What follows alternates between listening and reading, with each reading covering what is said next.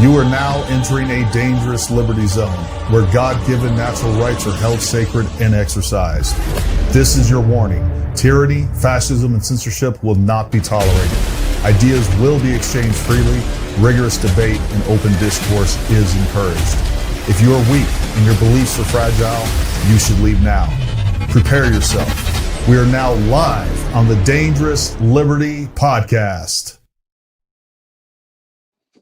All right, folks, what is happening? Welcome to another episode of the Dangerous Liberty Podcast. We have a excellent show for you. We're going to have the beard lawyer on in just a few minutes. Raees will be here in just a few minutes. Jen, if you will, pull up an overview, because I do want to get everybody spun up on this particular case, at least from the non-legal side of it, just the events that took place. Let me pull up. Look up the Kiely, Kiely Rodni, Rodni. And I'm going to tell you, folks, I've been going through this lawsuit and the parallels between what's happening with Candace Owens and this guy. Man, I don't know. And again, once Raees gets on here, maybe he'll have a completely different professional interpretation of this. So take it as me telling you something. We'll see what Raees has to say about that. But I want to say hi to everybody over in the chat. Thank you guys for tuning in. Hopefully, all of you guys caught our show this morning. Man, that was just an amazing show altogether. Hopefully, you guys caught that. If you didn't, make sure you go watch that. We had such a good time on that show. But make sure you go watch that, and a lot of stuff coming out. Just for the record, I did get a preservation order from Candace via email today. I'm curious. We may end up talking to Raees. I'm curious to see what she thinks she can do with that. I don't know. I don't know how anything that I have said to Brian Harpole, and I got nothing to hide. They're going to have to come out with they're still going to have to give me a subpoena. But preservation is not an issue, because they're going to be preserved whether I get a preservation order or not. Couldn't care less. With that being said, like, the way that you're defaming and the reason that they're giving in Brian Harpole's lawsuit as to why he is suing her, which is saying that, he was at Fort Huachuca, he was linked to this conspiracy to kill Charlie Kirk. I don't know if this is just posturing on her end. Couldn't care less. You can subpoena all my stuff. I will hand it over. Got nothing to hide. Knock yourself out there, psycho chick. So, all right. Here's Ryan Upchurch. Jen, you're going to have to scroll through this and kind of give us the overview. I really was wanting more her being missing and then ultimately found dead, if you can find that. And what's going on with this. So, if you can find that for me. I don't really care about that sleaze bag. But while we're waiting for Raees to show up, I do want to say hi to everybody over there. We got Debbie Blue. We got Marie Joey 126. She says, I hope Candace gets served from everyone she's talked about. I couldn't agree more. I did not watch the Hunter and watching Hunter and Candy fall in love. I mean, if the clips that she released the other day are indicative of anything that was going on, it was just like a slobber fest.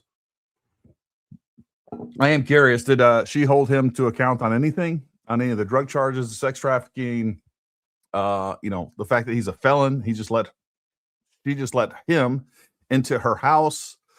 I'm curious to what she had to say about that. This was somebody that she obviously went after, and rightfully so. Not too long ago, and now she's best friends with him. Now the Bidens and the Owens and the Farmers, I guess, everybody's good. I did get my ears lowered, got a haircut, got a beard trim, just for you guys. I was looking raggedy. I usually try to go every 10 days or so to get a haircut, and it went a lot longer than that.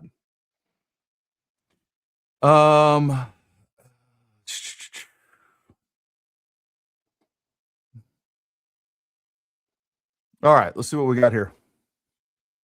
Go ahead and play. Out of this, more than a month. After the body of a 16-year-old was found in Placer County, a reservoir there, the coroner's office has released Kiely Rodni's cause of death. Yeah, Nevada County deputies say Rodni drowned in her vehicle in Placer Reservoir back in August. The coroner's report did not find any other factors contributing to her death. It says she was found in the cargo area of her SUV. There was no evidence of foul play. She disappeared on August 6th, prompting weeks of searching after she had been last seen at a large party with hundreds of other teens at the Placer family campground. Yeah, and so basically for a long time this girl was missing. And then we had a bunch of internet sleuths that decided to come up with all kinds of crazy theories as to what actually happened to her. And then ultimately she was found. She had drowned in her vehicle. I don't know much more than that. I'll have to look into more of the backstory. This kind of came up a little bit last second. I wanted to see if the beard lawyer was going to be available. He had some stuff going on, but we were able to push it to 9. And I'm sure he'll be on here in just a few minutes. But we do, yeah. You know what? I should have had him on. I didn't even think about this. I didn't know that he covered that. I should have known that he covered that. Let me call Gray. Let me call him real quick. We'll get him on a live chat. And if he's available, giving us a quick overview of what happened. Gary, he was already in the comments section talking about it at 7:54. So he may be in the chat if you want me to send him a link. I'm going to send him a link either way. Gray, hello? What are you doing? Yeah. You're live. You're live on Dangerous Liberty Podcast. How are you today, sir? What's going on? Nothing much. Hey, I didn't even realize that you had covered this case. Are you doing a stream or anything right now? Maybe like in an hour. You got time to come on here and just give us an overview of the cases, like as far as what happened? And yeah, I mean, I can give you the basics. Yeah, that's all I want. Like 4 years. Kylie Rodni. Yeah, just come on here a minute. I'm gonna shoot you. I'm gonna shoot you a guest link right here on text messages and jump on when you can and give us and the audience a kind of overview of what happened, and then I'll have Beard Lawyer go over the actual legal documents of the lawsuit and see where that puts us. Okay, cool. Awesome. I'll do it right now. All right. Thanks, buddy. Thanks. So look at that. Gray Hughes on the speed dial, pretty much. Must be nice to just have everybody at your fingertips. I'm kind of a big deal. I'm just folks, I don't believe that in the least. But it is great to have so many awesome people and friends and colleagues that are out there putting out truth. Oh man. So yeah, we'll get him on here in just a second. We'll go over that.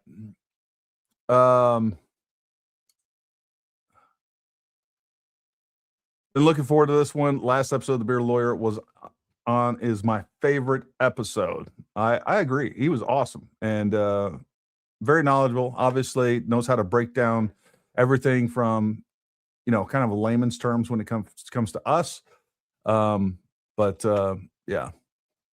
Yeah, and if you guys haven't seen the Tinashe episode, make sure you guys go check that out. He was so much fun. I knew we were going to have a great time, but I had a lot more fun than I was even expecting. Candace doesn't like being called out. A typical narcissist sees themselves as the victim, not the ones that actually cause the chaos. That's right. It's like, I think she is actually like flabbergasted to some extent that she's getting sued by Brian Harpole. And it shouldn't be a surprise at all, right? Should be no surprise at all of what's going on with that. It's surprising that it took as long as she did, but she does. She thinks she's right no matter what. I just posted about that. As a matter of fact, let's go over there while we're waiting on Gray and we're waiting on the Bearded Lawyer. I want to show you something I just posted about that, and it was our good friend Nathan Livingstone. So let me share this screen. So here we are. This is he says compilation of Candace Owens' narcissism, proving she is incapable of admitting when she's wrong, which is often. I said she can't admit she's wrong because it would be the whole show, every show, Oh, and there's the narcissistic personality disorder. That doesn't help. But let's play this and keep us entertained. Will always admit when I'm wrong. Anybody that listens to my podcast knows that. You claimed, without a doubt, that only served 2 years in the Marine Corps. At the age of 18, Victor joined the Marine Corps. To be clear, he only served for 2 years. It was 3 years, and it was on the DD-214. Are you willing to admit when you're wrong? I think this was just sort of a clerical error that could just have been It's not resolved clerical. right here. I didn't say that they murdered Charlie. You said My that show, people I've at been very Turning clear. Point were complicit in his murder. No, my exact sentence that I said was that there were people at Turning Point who are engaged in a cover-up. No, you didn't. I believe Sorry, that you didn't. thoroughly. Candace, you did. And by the way, engaged in a cover-up of a murder is engaged in the murder itself. You are an accessory to murder, literally. Like, does she not know any of these things? You didn't say that. You said literally. I did say that they on were, my entire You said show. there were people at Turning Point complicit in No. his murder. Okay. That's what you said. Obviously, for this to have been pulled off, there had to have been multiple people involved. There had to have been people at Turning Point that were complicit in having this happen. You No. said complicit Okay, in the murder.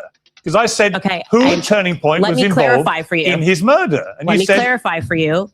Okay, you can keep saying what I said, or you can listen to what I am saying. But do you have any proof that the messages were made up? Because This is one of my favorite clips. I mean, it just shows how little that she actually understands regarding the specific facts of the case. She has no attention to detail with any of this stuff. But as soon as this clip came out, I thought it was one of the funniest things, getting your butt handed to you by a CNN reporter. that would be easily proven. Yeah, but they didn't put timestamps on them, and Discord came out and said they didn't exist. This was supposedly text messages, not Discord messages. It's my understanding from the indictment. I actually did not read that they were text messages. The indictment calls them text messages. I pointed out that this foreign military plane arrived. They said, oh, she made a time zone mistake, like as if I'm on flight radar every day, accustomed to reading the data here. How interesting it is that the entire world came down on Kanye West when he tweeted that he was going to go DEFCON 3 on some Jewish people, I think is what he wrote verbatim. When he tweeted out, I'm about to go DEFCON 3 on Jews. DEF 3 on some Jews today when they were on Palestinians. say son. He said, Sure. And now we fast forward to today. Grandfather grew up in a segregated South. And so when I'm walking through Jerusalem and you see, and they say these are the Muslim quarters, this is where the Muslims are allowed. We were getting feedback through your audio. You usually have to flip a switch or something. I forget what you have to do. To live, that doesn't feel like a bastion of freedom to me. So I guess. No, I don't think it's where they're allowed to live in Jerusalem. I think it's that there's an Armenian quarter. It's not saying the Armenians can only live here. My understanding from the rabbi was that this is where the Muslims have to live in Jerusalem. But do you believe people landed on the moon? I don't know. I just want to know why we didn't go back. We did go back. We went back like 10 more times. Who went back? I'm not talking about space missions. I'm talking about actual people walking on Yes, the moon. landing on the moon and walking on it. But I'm just not interested in this topic like at all. The Nazis experimented on innocent people. They experimented on twins. I mean, some of the stories, by the way, sound completely absurd. I mean, like the idea that they just like cut a human up and then sewed them back together. That just sounds like bizarre propaganda. She said that the Mengele experiments were false. do you believe that Joseph Mengele did what he is reported to have done? To be clear, Piers, I did not even mention Joseph Mengele's name in this skit at all. And when it comes to these Egyptian flights, the math on this is indisputable. There is less than a 0.000000001% probability, because I realized that when we shared that spreadsheet, people assumed that one of the columns, which was actually saying where the planes landed on that day, because it was plus or minus 3 days, was exactly where Erica had been on that day, and that was inaccurate. And so for clarity, I had been working on the last week on turning it into an interactive timeline that we can put up on our website, this Egyptian plane spreadsheet. Again, we will show you all of that. She has said Charlie's murder, quote, had to be approved by Charlie's friends, and then suggested those friends might have her murdered too for, quote, knowing the truth. I never said that. Obviously, in the context that he put it in, we're going to need to hear the full sentence because you're trying to context it in a way that is just untrue. I just want to know why, Charlie. I want to know why the decision was made to murder Charlie Kirk. a decision that very clearly had to be approved by Charlie's friends. So are you going to start murdering more people in broad daylight for knowing? We thought it was 2 years. You're You saying it's 3. misrepresented my Marine Corps time. I would appreciate an apology. I'm not going to apologize to you for that. I will always admit when I'm wrong. And there we go. There we go with that. God, Ray Hughes, how are you, buddy? Hey, not too bad. I mean, just listening to that just makes you want to. That's just. I wish every person that she's done that to would just be part of a class action. You know, like she's an abomination. You know. And the weird part is I used to like her. You know, I feel strange. You know. Yeah, I did too. You know, I used to like her. I used to be a huge fan of Tucker Carlson's. It's a shame that these people. I don't know which part was the grift with Tucker. I think he used to be grifting before. Now he's being his real self. I think Candace has always been fake. I don't think she has any philosophical or moral underpinnings whatsoever. But so we're going to be talking to the bearded lawyer in just a moment. We're going to talk about going through the lawsuit. But if you will, in the way that only Gray Hughes Investigates can, take us through what happened with this case. So, well, if you want, you can share my other screen. Well, I can just do it on my end, and then you can make me. So let's see if I go like the. Whatever works. I think it's. No, that's not the one. Hold on. This one right there. There you go. Then I'm really little, and then you can just share that whole screen if you want. Okay. Yep. But or whatever you want to do it. But so Kiely Rodni, you know, she was just a young. I actually don't even remember. I think she might have been like 17 or 18 years old, and there was just a party. It's a really simple case, you know, just like Tyler Robinson's a simple case. She was at a party at this campground right here, this Prosser Lake campground, and she was there, and she had too much to drink, and then she disappeared, you know. And then all these people started coming up with conspiracies and whatnot, but we always thought that, man, she probably just went in the water somewhere, you know. And it's not just, by the way, Upchurch isn't the only person. I mean, he is one of, like, this is no different than any of the other cases that we always talk about. And I know my face is all covered up with, I don't even need my face on here. Hold on a second. She, you know, there was so many people that they covered it exactly the same way that they cover all these other cases, just nut job after nut job after nut job. I could name 20 of them, and they just made the most ludicrous claims, et cetera, et cetera. Upchurch is the one that has the money, though. See, but it's like, man, I wish they would go after these other people too, you know. Well, but and the other part of this too, because a lot of people are saying this with the Brian Harpole case. So, for instance, Blake Bednarz is saying explicitly, he's said explicitly dozens and dozens and dozens of times that Brian Harpole is the one that killed Charlie Kirk. So he has said that. That's crazy. Times. Yeah, they should get sued. I don't disagree with you. The problem is, how much money does he have? And I think he actually has a bit of money, but that's not really the point. To me, besides the fact that Candace is kind of the head of the snake, the other important part is that she has the largest platform. I mean, it's like this. If CNN was defaming you, or, you know, some guy on YouTube with 50,000 followers is defaming you, and they're saying very similar things, which one are you going to go after? You're going to go after CNN because they're going to do the most damage. Right. And by the way, I wish they could all be part of it, though, you know. Like, yeah, I don't think it. And again, you know, maybe that's a question we can have the beard lawyer answer. But, you know, the other part of this is like, even the crazy side of this doesn't believe Blake Bednarz. He's a pariah on both ends of this. Like, and quite frankly, what they are hitting him on and where he lost credibility isn't even the problem.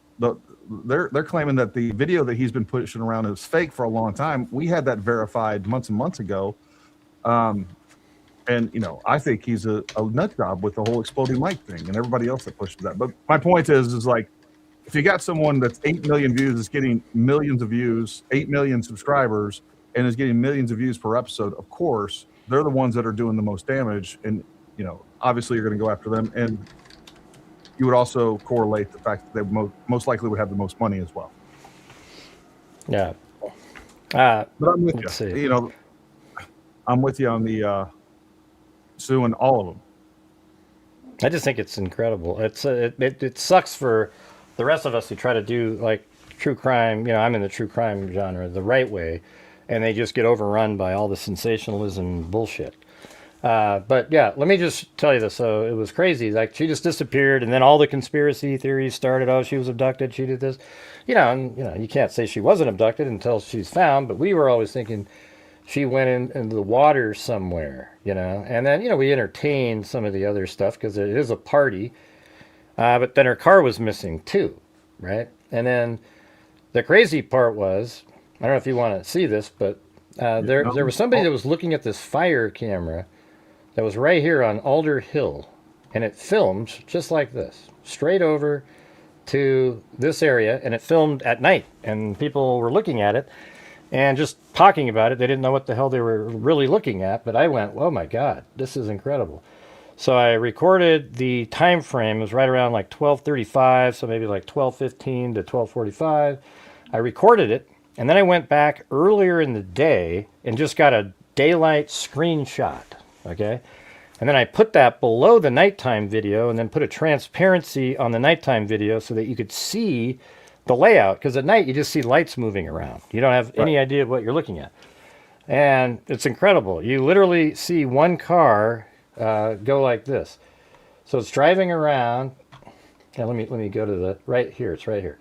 So you see all these cars are looping around because they're all leaving the party and stuff. And then you see one vehicle head over like this and then stop, and then it slowly dims. And it turns out that's exactly where her car was found. Wow. In the water. That's her car sinking on the video. Do you want to see it? I got it right here. I'd love to see that. It's pretty crazy. It's like a wild. So this might be another one of the versions that are out there. But see, that's what it looks like during the daytime. That's not what it looked like at night. So I'll show you. So see these lights that are on the screen right there? Yep. Those are actually pitch black, but all you see is lights. So I put it over it so you can see it. Now look at that car right there. See that one? Let me just go back a little bit more. So I'm zooming in. And then there's this vehicle that goes out on that same, let me go back to Google Earth just so you can see it right there. Yep. See that little jetty or whatever you call that thing? It sort of goes out like that. So that's what we're looking at. And we go back to the video, and that little place right down there as an angle shot of that. And then you see the vehicle right there. I'm just going to circle it right here. It goes out onto this, and then look how it goes. There's land right there, and then see how it just goes off, and then watch. Basically, it's splashing into the water right now. I mean, look at that, and then the light just keeps dimming and dimming, and you know what? It matches exactly the time that her cell phone stopped connecting to towers. And see, look, it's in the water. See how it's just staying still? All these other lights are moving around. And then there it goes, boom. I mean, it's sad as hell. I mean, she just died there. And you know what's weird is the law enforcement, the media, they never used this for anything. They never even showed this. This is so clear, and it is what it is. This is exactly her vehicle going off into the water. And it's as simple as that. The case is just... a girl went to a party, Kiely Rodni, with a bunch of other people, had too much to drink, and when she went back, she got lost, spun the wrong way, and her car went into the water, and she tried to get out. They found her in the back of the vehicle, and she drowned. And Adventures with Purpose, they're the ones that went out with their fish finders and whatnot and found the vehicle. And that's exactly where the vehicle was right where that light went into the water right there.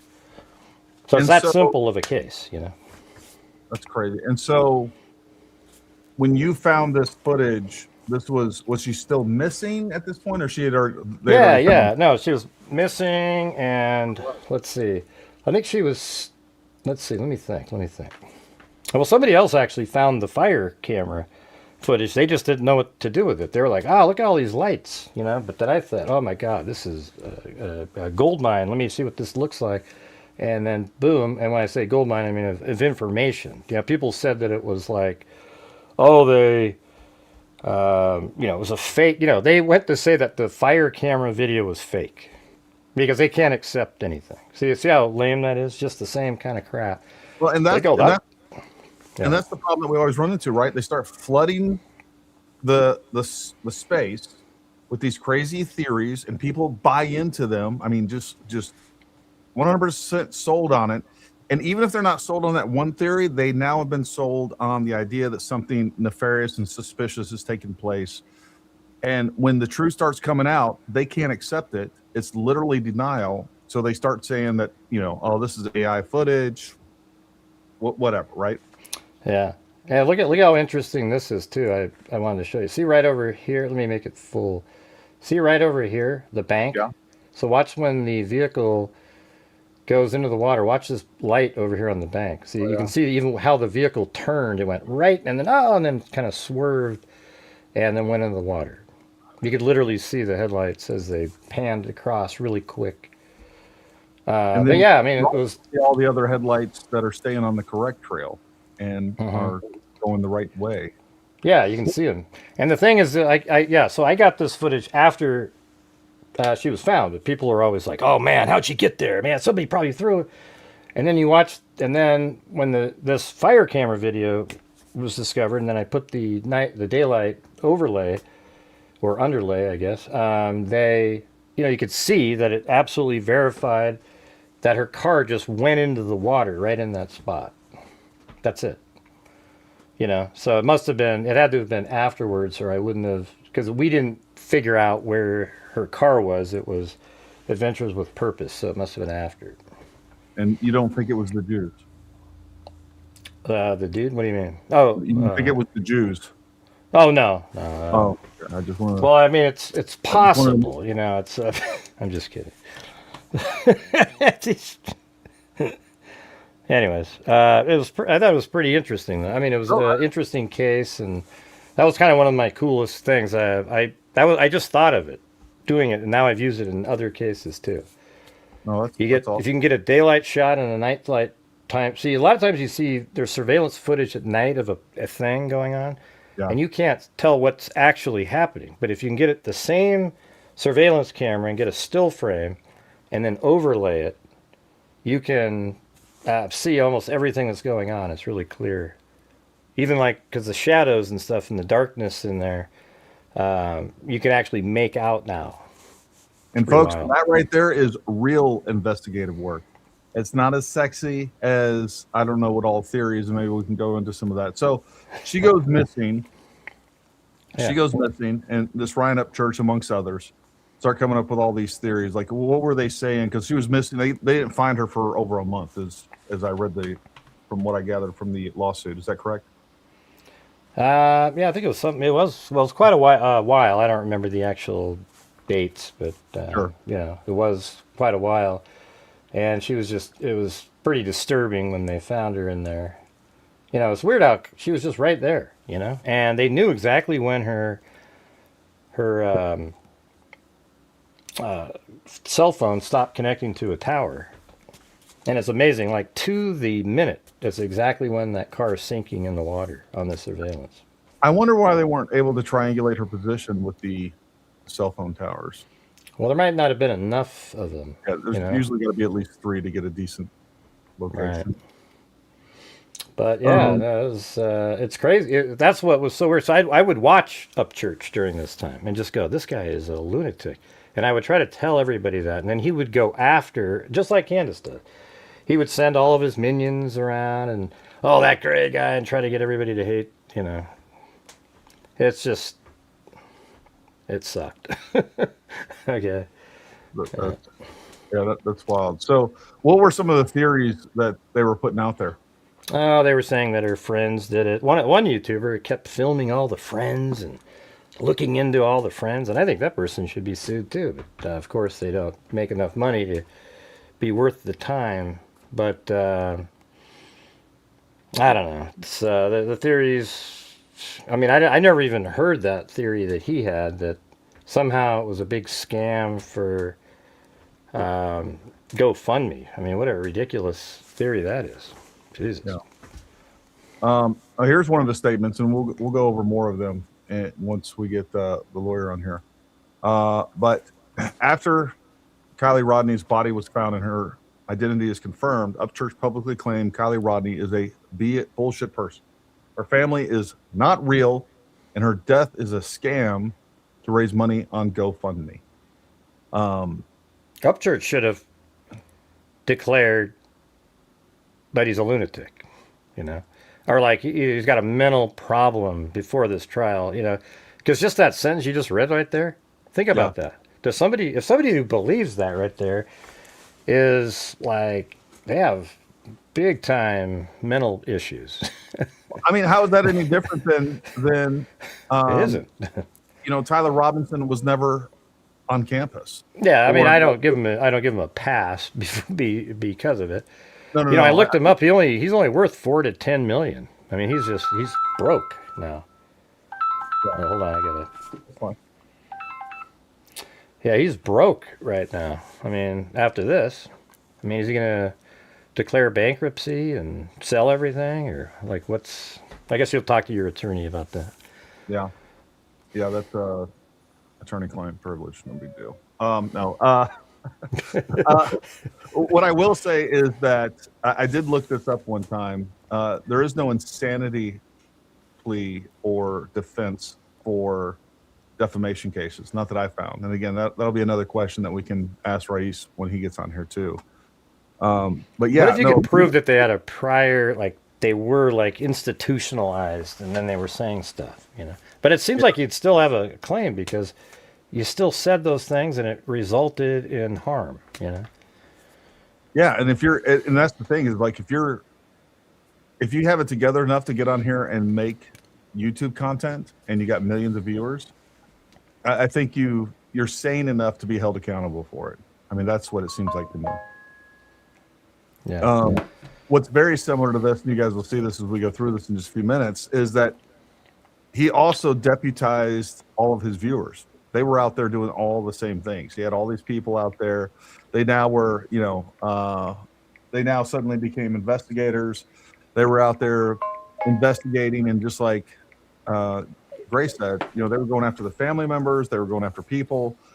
And it's just like what we're seeing with Candace Owens and, going after her mother, going after TPUSA, constantly implicating Andrew Colvett, Blake Neff, all of these people into this, and now implicating the obscure YouTuber, because I sold the government some equipment that started months ahead of time.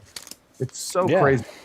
Well, the thing is, you probably aren't aware, but every single case in the true crime genre that's bigger turns into the same thing. It's not an unusual thing what's going on with Tyler Robinson. Every single, Brian Koberger, the Delphi case with Richard Allen, that's a little bit smaller niche kind of case. Kiely Rodni, literally every single one of them. And here's what the thing, like Murdoch, how he got a retrial. Yeah. Alec Murdoch.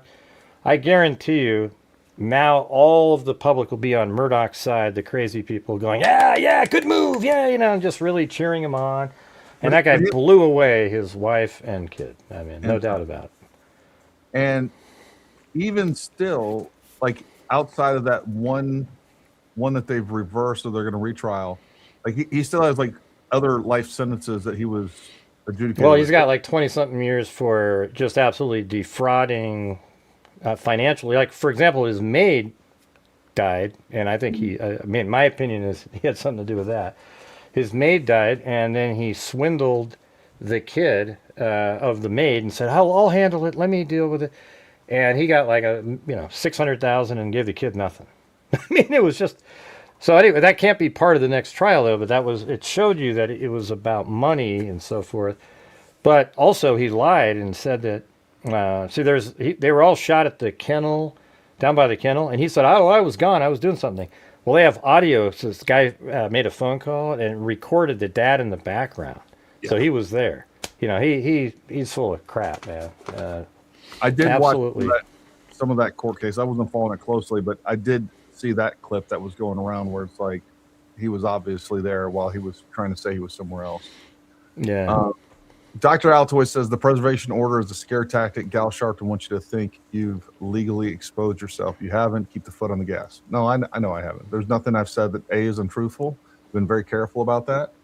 And number two, are you going after Candace? Are you going to do? Oh no, similar? She sent me a preservation order. She's going after me. What does that mean? A preservation? Oh, she's just doing it to pretend. Yeah, I mean, God, Jesus. Try to scare you. It's not going to work. No. Yeah, I don't know. So, now she put out on her platform podcast the other day, Greg. I don't know if you saw this, but so we had a Army unit approach us in like May or June that wanted night vision, that trained on the facility where we were. We built a relationship with them. Long story short, they wanted some night vision. We're like, hey, we'd be happy to fulfill that order. And then it ends up like, hey, you know what? We're going to have to do a bid process for this. And we're a small, we're a disabled veteran-owned small business, DVSOB. So if I wanted to go after military contracts or federal contracts or state and local contracts, I could. And I've thought about it. But I always knew, I used to be a COR in the military, a contracting officer representative when I was in the military. And when I was overseas, I handled funds, and I knew what a pain in the butt all that stuff was. The long story short, they were like, hey, we want to do this. I'm like, okay. So we go through this bidding process. This starts in like May or June. And next thing you know, it's like they change stuff on you. I mean, it was so much work, right? I mean, it was arduous. And at the end of the day, we ended up having to bid this thing so low that like we made almost no money on this. And it ended up being like $190,000 total. Like we do that in a week sometimes, just selling to civilians, and the juice is worth the squeeze, whereas this wasn't. You know what I mean? Mm-hmm. So that check was cut September 25th. So first it was Baron Coleman went back and was like, oh, look, I've proven that Gary, he literally says, Gary 100% is a federal agent. I know it because he got one federal contract, one military contract. He never did it before. He never did it after, and just so happened to be September 25th. And then, of course, Candace ran that same story. And there again is linking me to being pre-positioned and involved in Charlie Kirk's conspiracy to begin with, the death of Charlie Kirk. I am pre-positioned as propaganda. Wow. Prior to that. Never even understanding that I got all the paperwork to prove. Like this started in like May or June. And what they're saying is that Israel killed him because of some text that happened a few days prior to UVU. So either they were planning this ahead of time, way ahead of time, and Gary was involved, or I'm not. And obviously I'm not. But you changed sides, though. It's weird. I think, okay, here's what really happened, you guys. Israel outbid the federal government. Okay, you get it? So he was going to be on, somebody else did it, or some side like that. And then the Israelis came in, and 7,000 a video, you know how it goes. And boom, now he's all, hey, Candace was killed by, Tyler Robinson was killed by Tyler Robinson. I mean, Charlie Kirk was killed by Tyler Robinson, right? Yeah, you switched to that one because of the Israelis, right? Is that what happened? Yeah. They haven't even developed it that far. I think they're still stuck saying that it was the U.S. government. I don't know. The thing is she won't let go of the Fort Huachuca thing. That is her hill that she is clearly going to die on. So that's kind of where we're at with that. Yeah. And I didn't mean to say her name. I was trying to say, I was just trying to do the reversal story about that it was Charlie Kirk being killed by Tyler Robinson. That wouldn't be what well, I guess if you were a federal agent, you might go that route, right? I guess. Yeah, I don't even know. It's too convoluted at this point. Do you think that Hunter is being propped up for president, charisma for the left and woke right, libertarian and Democrats like Trump, who is not a saint? No, I don't. I don't have a good motive for you as to why he's suddenly on her podcast and everybody else's podcast. I think Hunter suffers from the same thing that Candace Owens does, and that is narcissism, and has to like prove that even though he's a terrible guy, he's actually a really good guy. And because he's a terrible guy actually makes him a better good guy, because now he can come out and admit it, what a dirtbag he was, and he's probably still being a dirtbag. So hey, what kind of, this is totally unrelated to anything, but what kind of microphone do you have over there? You have a Shure? This right here is a Chark. I'll send you the link. It actually comes in two. I have another one right here. So if I have guests and I want to run it this way, I can drop this one down. And then I also have this like NT one, this Rode microphone, like a NT something. Yeah. And everybody talks about, man, you can hear, like if my stomach growls, it's loud as a freaking, like this thing was meant for something else. So I just bought a Shure microphone. So I'm going to see. Apparently, you're sure will, you want something that is going to suppress all the other stuff out, right? It's that's what this one does. Yeah, and that's what this does as well. So, yeah, it sounds pretty good. I was thinking I don't really hear any lip smacking or shit like that. And what's crazy too is like it does do a great job. It's literally attached to the ceiling and the rafters up here, and people walk around here, and most of the time you can't hear any of that noise. So it does a good job getting rid of that stuff for sure. Yeah. Well, anyways, I got to go do something else. Yep. But hey, Greg, thanks for stopping in, man. Let's do another joint show soon. And folks, make sure you guys go follow Greg to support him. He's a real investigator. He actually does stuff. We went to UVU. He actually puts the time and the effort and actually figures out what's going on without trying to, sensationalize everything. And people want to be entertained, whether they don't like normal explanations like what he just showed you, like she drove off into. Hey, do you want to see like a sneak preview of the Tyler Robinson on the roof thing for about what you do? Okay, let me see if I can. Let me try to open this thing up. I'll show it to you. You guys, the freaks have already seen it. All right, here we go. Let me switch over to the monitor full. Okay, it's going to be kind of zooming in, but like the. Okay. But let me get to so I have the whole walk, later on, like Tyler walking down the street, then he turns and goes.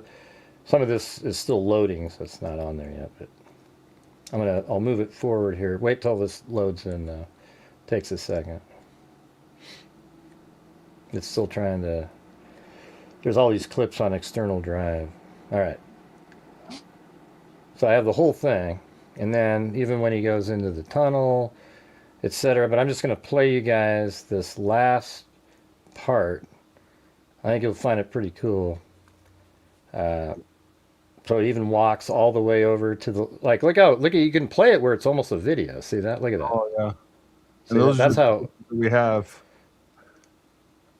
And that's because I filmed it, right? I mean, so I filmed the exact spot. So look, he goes around, it looks just like he's there. That's me at the bottom down there. All right, so anyways, he walked, I'll go right when he goes to the Losi Center building. And then you'll see this is pretty sweet. This is what the camera's going to have. So watch this whole segment here. And this is animation you put in, just so everybody's clear on this. Yeah, so this is what it's going to look like. And let me, you know what, I'm going to have to, you guys got to hear, the audio is really important on this. So let me do the audio, do the echo cancellation, and then turn this back on again. All right, there we go. All right, here we go.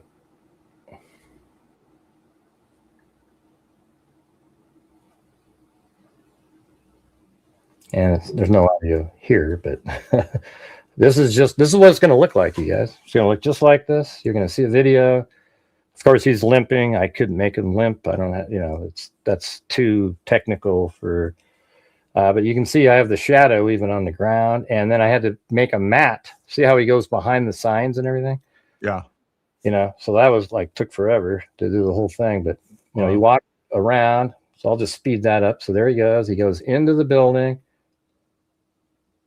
just like that, and then this is where, you know, so I killed time in here because we don't know what he did for like 12 minutes or so. And so like around 12:14 or so, you know, 12:14 and 30 seconds, he exits the door, probably, and then goes up those stairs. You know, he could have been outside actually looking, you know, around the corner to the right, you can literally see the stage. So he might have been doing that. And so he goes. Did you get this footage from Candace Owens? No. It was my 360-degree camera. I know. All right. All right, but watch this. So, she's never been there. Yeah, but she has so much to say. Because remember, he was a gymnast getting up here. Yeah, he had to scale the roof like Spider-Man.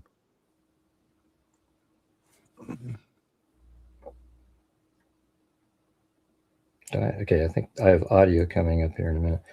So 12:15. See, I have him coming up these stairs too. Yeah. You know, it's 12:15 and some odd seconds. Let me see. Oh, there he is. So he's already come up. See you right over here? Yep, I see him. So he comes up, and then he heads over, and then he's going to go over the wall. This is what it's going to look like.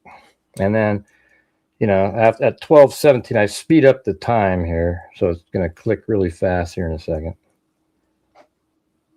I gave time to talk, though. So I'll speed it up, and then this is right around on 12:17. He goes over the wall over there. I just had him kind of disappear over the wall, and then he's there for like 5 minutes. So I have the clock really speeding up here. Right.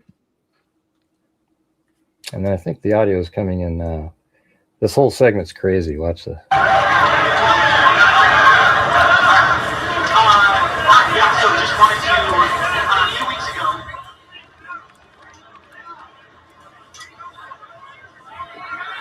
This is my angle. A few weeks ago, there was a transgender mass shooter. And ever since then, about 3 weeks later, the Charlie Owens said that we should start talking about revoking gun rights for transgender.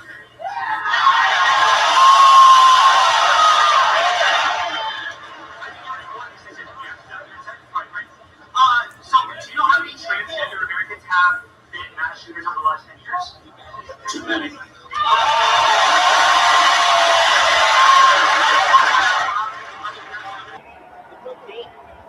Well, thanks, guys. Appreciate you guys coming out here.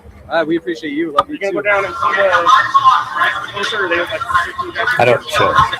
It's just there's just so much. So Before we had a flag and we had it, so Counseling or not counting gang violence. it made us move. What was that?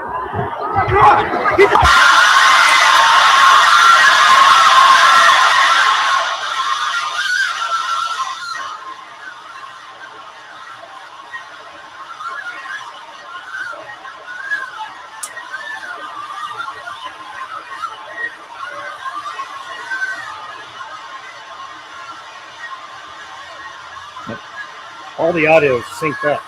Everything. Yeah, that is super cool.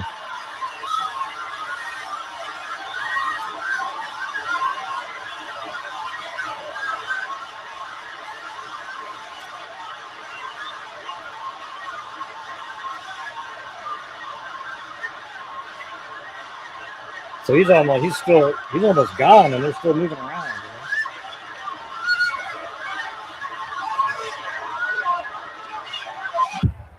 We are here live at Utah Valley State University. There's been a shooting at the Charlie Kirk event, the TPUSA event. There has been a shooting. Everybody's evacuating. Isn't that crazy? That is nuts. I mean, that's really intense because I used all the different clips and I timed everything up to exactly the time that things were happening. What a great job. No, that was amazing. Well, thanks. But I'm gonna do like a whole narrative of that portion. So I did the first portion, the like dry run and some of the early morning stuff already. And then I think this one will really like it's just this. I mean, I have my own little camera angles, but it's on the roof and everything. And I think it'll look kind of like that. The far shots, anyways. No, I agree. That's all the things that we're going to see, and And then we're going to see all the close-up surveillance footage as he's entering into UVU. You and I, while we were there, we saw how many different cameras they have. They have them on multiple cameras. We're going to see very clear facial images of who he is. You know, it's going to be pretty much indisputable when it's all said and done. But people still will have a camera in that Losi Center building. I hope they have something in there for that 13 or I didn't see one when I was in there. But 13 or 14 minutes. Either. Yeah. I mean, he could have gone out and then turned. You know, like he could have been outside again looking. But anyways, I'm going to take off. I'll let you guys do your thing. But there you go. I showed your audience the sneak preview. No, thanks, Gray, and thanks for explaining that other case for us. I appreciate it. All right, have a good one. See you later. Oops, Raees, what's happening, man? Hey guys, sorry I'm late, but that's okay. Justice requires patience. Hey, no worries, man. So I appreciate you guys. Thank you very much for waiting on me. It's Phoenix traffic can be unpredictable. Ladies and gents, do not plan to be in a podcast at peak of traffic when you are across the city. That's just the lesson I've learned. I appreciate you guys. No, we appreciate you, man, and you're worth waiting on. It actually gave us a chance to kind of brief the case before we get into the legal side of it. So now everybody's kind of familiar with what actually happened with this young lady. She left a party. She ended up driving off into the water. She was missing for a really long time. I actually have the court documents, but before we do that, for people that missed our last one or doesn't know who you are, go ahead and just introduce yourself, and we'll take it from there. Yes, so I am a co-founding partner of RM Warner Law. We are an internet and corporate law firm in Scottsdale, Arizona. I happen to be wearing the shirt. This was not planned, so don't hate me for this, but that's the firm name. It's the logo. So yeah, I've been doing defamation law for 16 years, and my focus is on internet defamation, which is a different animal than your standard defamation. And it's because the forensics are more complicated. You have much more complicated fact scenarios. You have to deal with the viral nature of a false campaign. And look, it's a First Amendment practice just as much as it is a defamation practice. So we're defending people who are speakers of the truth, content creators like yourself, Gary, and people in that industry. We represent everyone from, the kid in his parents' room with the microphone all the way to A-list celebrities and people who are on the cover of magazines. And I love what I do. I picked it. It didn't pick me. We practice in all 50 states, even though I'm licensed in Arizona, because we get admitted as necessary and partner with local attorneys. So I've had a chance to litigate across the country and get a flavor for different jurisdictions and kind of see what judges and lawyers are like around the country on this complex issue of defamation. And I love what I do. I wouldn't do anything else. Well, since you mentioned that you're in Phoenix, I think it's fair to go ahead and address what will come up. Are you in any way affiliated, talking to, or any other way affiliated in any way with TPUSA or any affiliate of them? Other than the $1 million check they sent me? No, I'm kidding. That's no, 100% not. 100% not affiliated with TPUSA. Not at all. And just so you know, too, I did get a email today from Candace's lawyer. I have a preservation order, which beautiful. We may dive into that. I don't even know where she's going with that. I mean, obviously, I got nothing to hide. She can subpoena my phone and have at it. I don't know how that's going to protect her from the claims that she made against Brian Harpole, but it is what it is. I do want to go ahead and knock out this question because this has been brought up a lot. And I think I know the answer to, but we'll let the professional answer it. The idea of a class action lawsuit against Candace has come up a lot for defamation. Is that something that is a thing? I've never heard of a class action defamation. And if what is a thing, like what would be the parameters that would justify such a lawsuit? A class action defamation case. That's an interesting question because I can't think of a fact pattern off the top of my head that would warrant 100 class or less even of plaintiffs that are similarly situated that were all defamed, right? Because remember, for a defamation case, the core of it is reputational harm. So I suppose if you could have a large swath of plaintiffs that were all, similarly harmed by a publisher, maybe on a news channel or by a YouTuber, but that's a lot of people. And then you have questions about how everyone's reputations were similarly harmed, right? So when you think of class action, you think of usually mass torts, these pharmaceutical company type lawsuits. And that's because everybody generally is treated the same because their damages are similar. The defendant is the same, the target's the same, and the result is the same. And so there's actually some rigid requirements to develop a class. So I don't think so. I don't see what now. Well, here I'll give you the hypothetical that's been presented to me multiple times, and that is, for instance, she said all of these lieutenant colonels and colonels were in this building plotting this assassination against Charlie Kirk. That's kind of where I think a lot of this comes. And then the other thing, whether it's me and other multiple people that she's kind of went after, whether that even reaches a level of defamation is kind of another thing altogether. But that's kind of what she's talking about. And then I've also heard people say, well, why doesn't the military sue Candace? I've never heard of the government suing someone for defamation, but I could be wrong. I don't know how all that works. So that's where people's heads are at. Like, hey, she said these people were in this building that are plotting this murder against Charlie Kirk. Let me say this.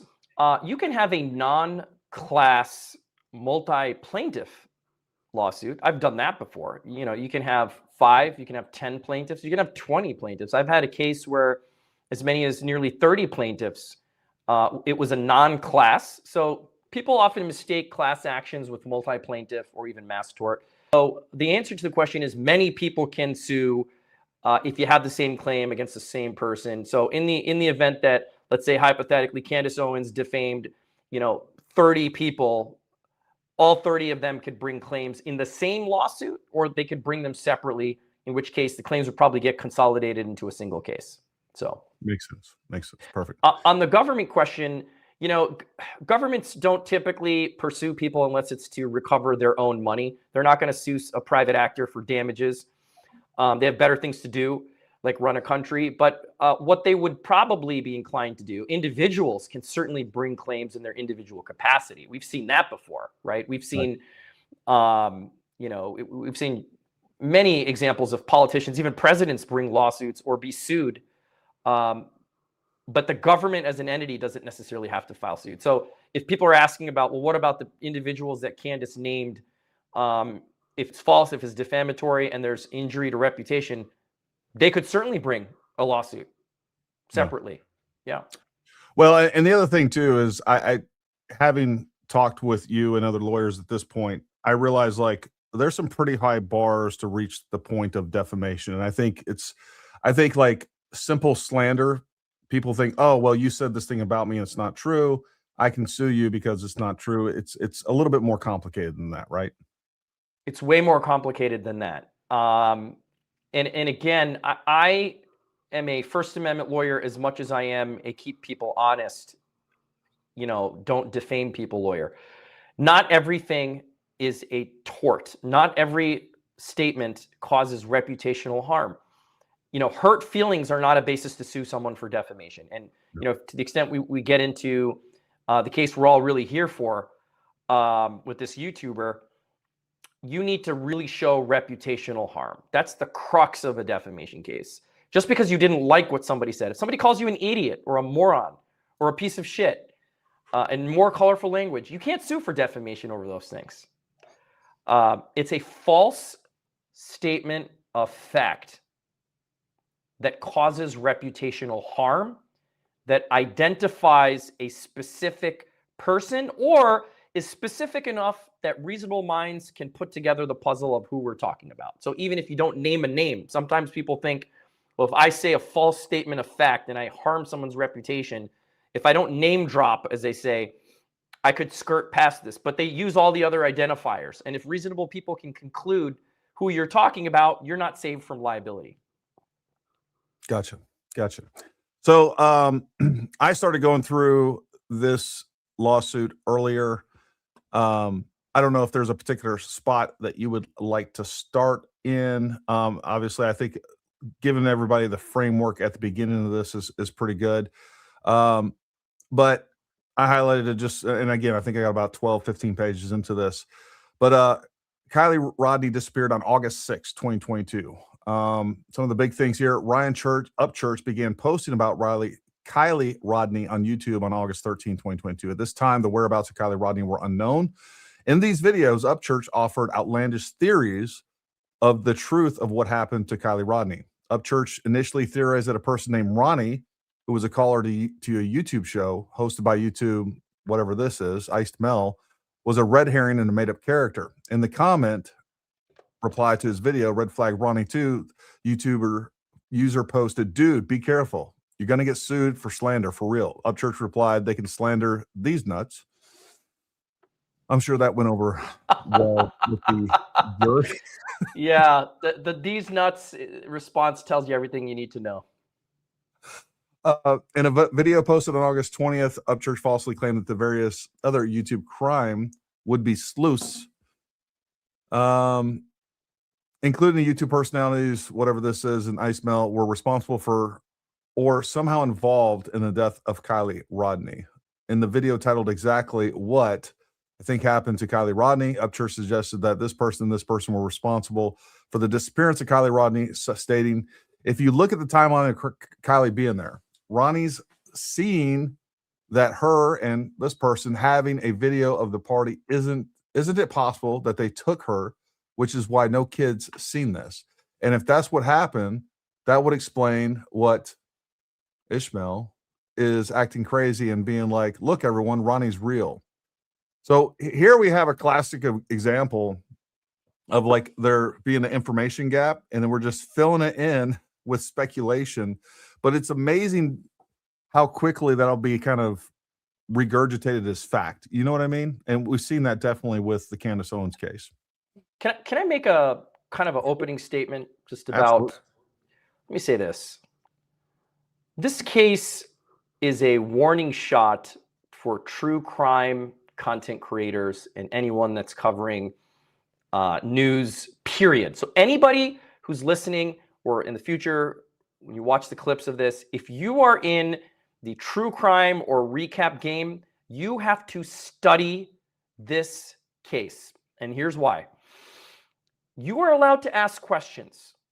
You are allowed to criticize an investigation. You're allowed to criticize the federal government, the state government, the police.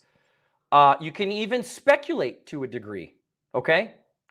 But when you tell millions of people that a dead teenager and her grieving family are fake, or that the family is running a GoFundMe scam, and this is a family who just lost their daughter who drowned, which drowning is one of the worst ways to go.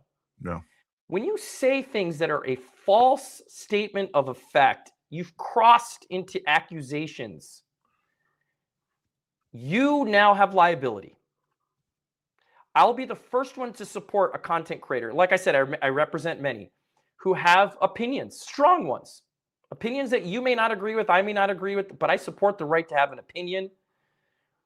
When you make factual accusations, just remember that a jury is going to potentially have a chance to decide if you conveyed a false statement of fact that's worthy of getting smacked with the verdict on. And in this case, Gary, they spoke so loudly on this. And for people who don't practice law, who aren't in courtrooms, who don't analyze cases, and I'm sorry I'm getting ahead of myself. I'm giving you a... Oh, this is great, actually. For people who don't know and just see the damages figure, let me just say this.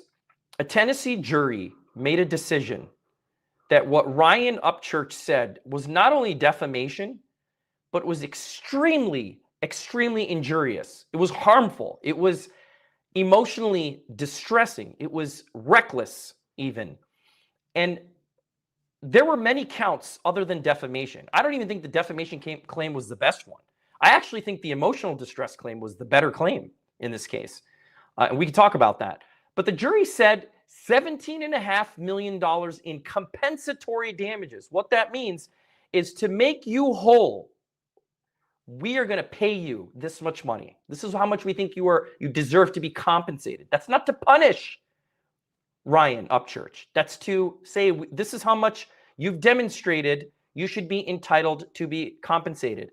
Then the jury came back and says, when it went into, so there was a, the damages phase is typically split into two phases. The case moved into punitive damages. And the jury said, guess what, dude? We don't like you. And that's when they delivered $500,000 in punitive damages. Punitive damages are hard to get. I've gotten punitive damages before. And even in a bench trial where a judge knows when somebody's dicking around and shouldn't be, the jury didn't like this guy.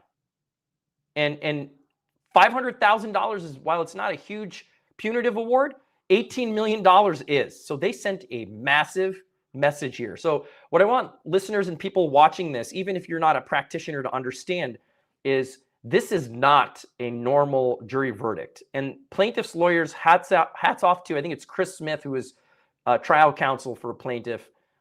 They do personal injury work. Great trial lawyers. He did a marvelous job. And so I just want to frame it that way. And Gary, I feel like you and I sort of predicted the future a little bit. Here's why I'm saying this. Last time I was on, how long ago was that? Was that last week? A week and a half ago, something like that. I feel like it was just yesterday. Yep. Last time I was on, I made an analogy to Alex Jones's case. You remember that? The Candace Owens? Yeah. Well, guess what? The judge in this case, in the Upchurch case, made the same analogy in his orders during the final days of the jury trial. Why I'm saying that is because the judge and certainly the jury understood that conspiracy has a limitation, bro. False accusations are not the same as a general opinion on a conspiracy. And you're entitled to say how you think she died, the girl, Kiely Rodni. But what Alex Jones, for those who know, Alex Jones got hit with a massive judgment, 1.6 billion. Jury came back and said, we don't like that you said Sandy Hook was fake. It was a psyop. It was a false flag operation. That these families were just playing along and that nobody really lost their lives. And I mean, again, you don't F around with death. That's another strong message. When you're talking about lives, again, very good analogy to Candace Owens, right? And what's being said. You don't F around with how people die and personal accusations that somebody was involved with death. That's up there. That's aside from accusing someone of murder, right?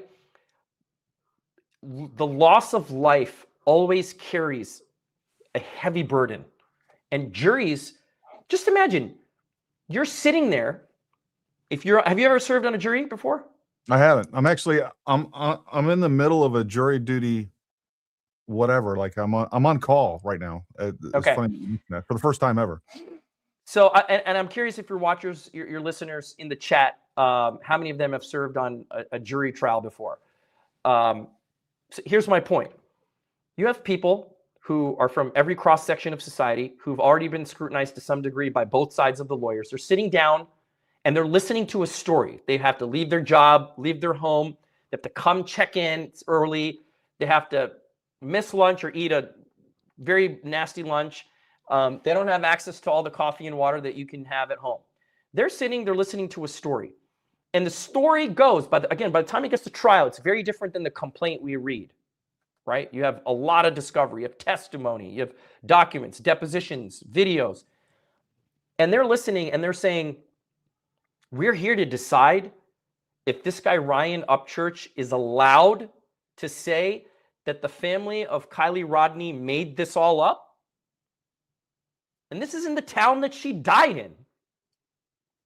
What an insane thing to think that you can go to trial and win on. Now, that's my personal perspective, okay? Now, there's another view, which is, well, Raees, that's the whole point of being a YouTuber. I should be able to say outlandish and crazy things. And I'm going to say the law doesn't support that. The law says there are limitations to crazy things that you can say on YouTube. And here is a perfect example of that. And the fact that the Alex Jones case is how we got to this conversation point. The fact that the Alex Jones verdict was referenced here tells you what people thought. They thought this was a gigantic crock of shit that did not deserve protection. They did not think that this guy had any right to say any of the gross things that he ultimately said about Kiely Rodni's family. And some people don't know. I know you have the complaint pulled up there, but so Daniel Rodni, Kiely's father, plaintiff 1. Plaintiff 2, correct me if I'm wrong, it was David Robertson, who is her grandfather. Let's scroll up. Yep.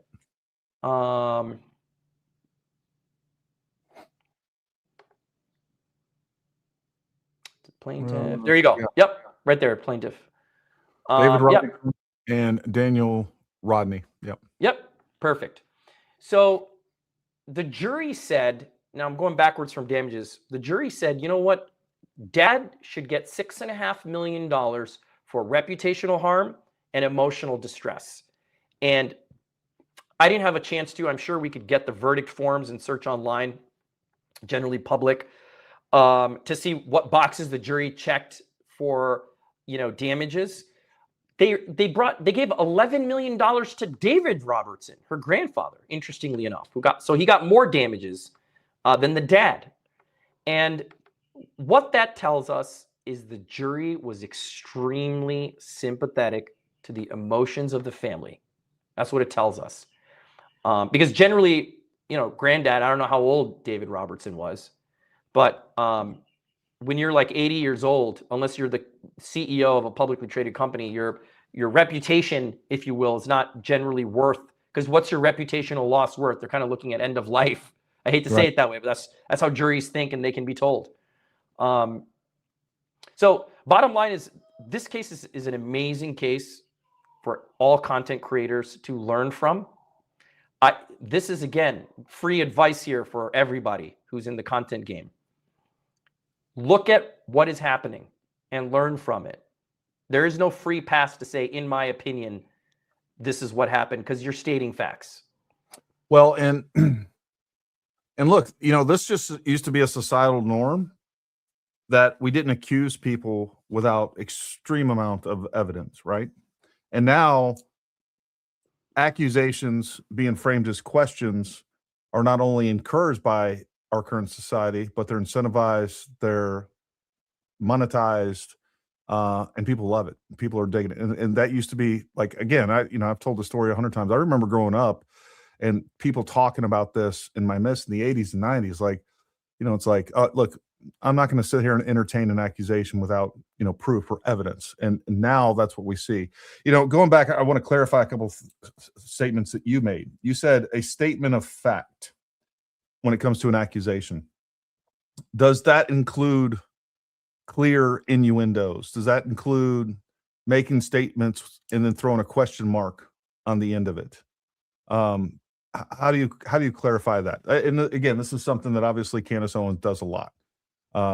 She has everything that she's said. It's innuendo. It's insinuation. But the conclusion that she wants her viewers to come to, you can tell by the chat. And we even saw in that lawsuit where, they're actually posting comments that make that very clear. How do you differentiate that, or is there a differentiation between those two things? There is. So it all comes down to what a reasonable listener would think. And the reasonable listener standard includes the context, okay? Where the statement's being made. It's being made online on a podcast. Who is making the statement? A political commentator who has millions of followers, who's taken seriously. But Candace Owens is not a host of SNL, right? I mean, we all agree, whether you like her or not. You don't have to agree with her to agree with that. What was her former job? What was her former and current credibility? These are all things that get framed into the reasonable listener or viewer's perspective. That's what courts are going to look at. That's what gets argued in motions when you move to dismiss. And And after discovery, we get to piece this puzzle together of, hey, you know what? A reasonable listener is going to actually believe this because the person is framing it, even though they're leaving a question mark, we're reading it as a period or an exclamation point. The question mark, the hypothetical question mark, doesn't mean question mark in today's world. You can lead people down the path of saying a false statement of fact with the question mark. That is ultimately for a jury to decide how it's framed and whether it conveys the meaning that was intended. So plaintiffs will argue, like Brian Harpole, let's just get into it. He's going to argue, you know what? I know Candace Owens is going to argue that she didn't, when she said, is Brian Harpole responsible for the death of Charlie Kirk? Because isn't it possible that he was there on the day and that he was seen by this guy Snow? That's a question. How a reasonable reader or listener hears that is what makes all the difference in the world. And so then throwing in the context of demanding an alibi from him to prove his innocence, I think that gets a little wild. The other question I had for you is what happens when an award exceeds the worth of the defendant? So for instance, I've read somewhere where, this Ryan Upchurch is worth $3 or $4 million. He now has an award that he has a penalty of $18 million. Clearly, they're not going to get that out of him. How does that work exactly? So two things. Number one, there is a collection phase. So once the judgment is entered, let's assume for a second Ryan Upchurch, his defense lawyers decide there's no appealable issue. By the way, I'm sure there will be an attempt at an appeal. Let's say that doesn't happen. Let's say they weigh the pros and cons and they decide that, you know what, we're not going to appeal, but we're going to pick up the phone and call plaintiff's counsel and say, look, I know you got an $18 million judgment, but my client doesn't have anywhere near that in assets. And frankly, his YouTube money is mostly in sponsorships and it's dwindled down. So the most that we have that's collectible is $200,000 in a checking account. He's got a few AP watches. He's got a Porsche. And he lives in an apartment in a high-rise condo, and we've got a bunch of expensive recording equipment. So what do you want to do? At that point, plaintiffs have an option. They could try to chase this guy for 10 years, 20 years, or however long it takes, with interest on the judgment accruing at the statutory rate, okay? Or they could say, I want to get paid as much as I can get paid now because it's going to cost money to chase this guy. Gotcha. We see a mix of those things happen. That's what happened with CNN. When Zachary Young won that multi-million-dollar jury verdict against CNN where he proved actual malice. We don't know what the settlement was, but it was going into the punitive phase. That's the phase of this case that played out in the Upchurch case. When that was happening, CNN cut a check or made a settlement. We don't know how much it is. So number one thing for people to understand is there's an opportunity for the plaintiffs and defense to come to an agreement regardless of what the judgment was at trial, right? That could happen. It's usually a smart thing to do. The second thing that could happen is defense says, we're not writing a check for anything, come get it. And when you play dirty and move assets around and move money around, courts can actually make you undo that. So it's not a prudent thing to do, but we don't know how collectible he is. So yes, I mean, collectability is a problem. We don't know if he has insurance coverage, if this case was indemnified through, again, people who are content creators who are smart can have policies that cover liability, but it's probably not an $18 million liability policy. So filing bankruptcy is interesting because I've had judgments against, our firm has had judgments against high net worth people who then file bankruptcy.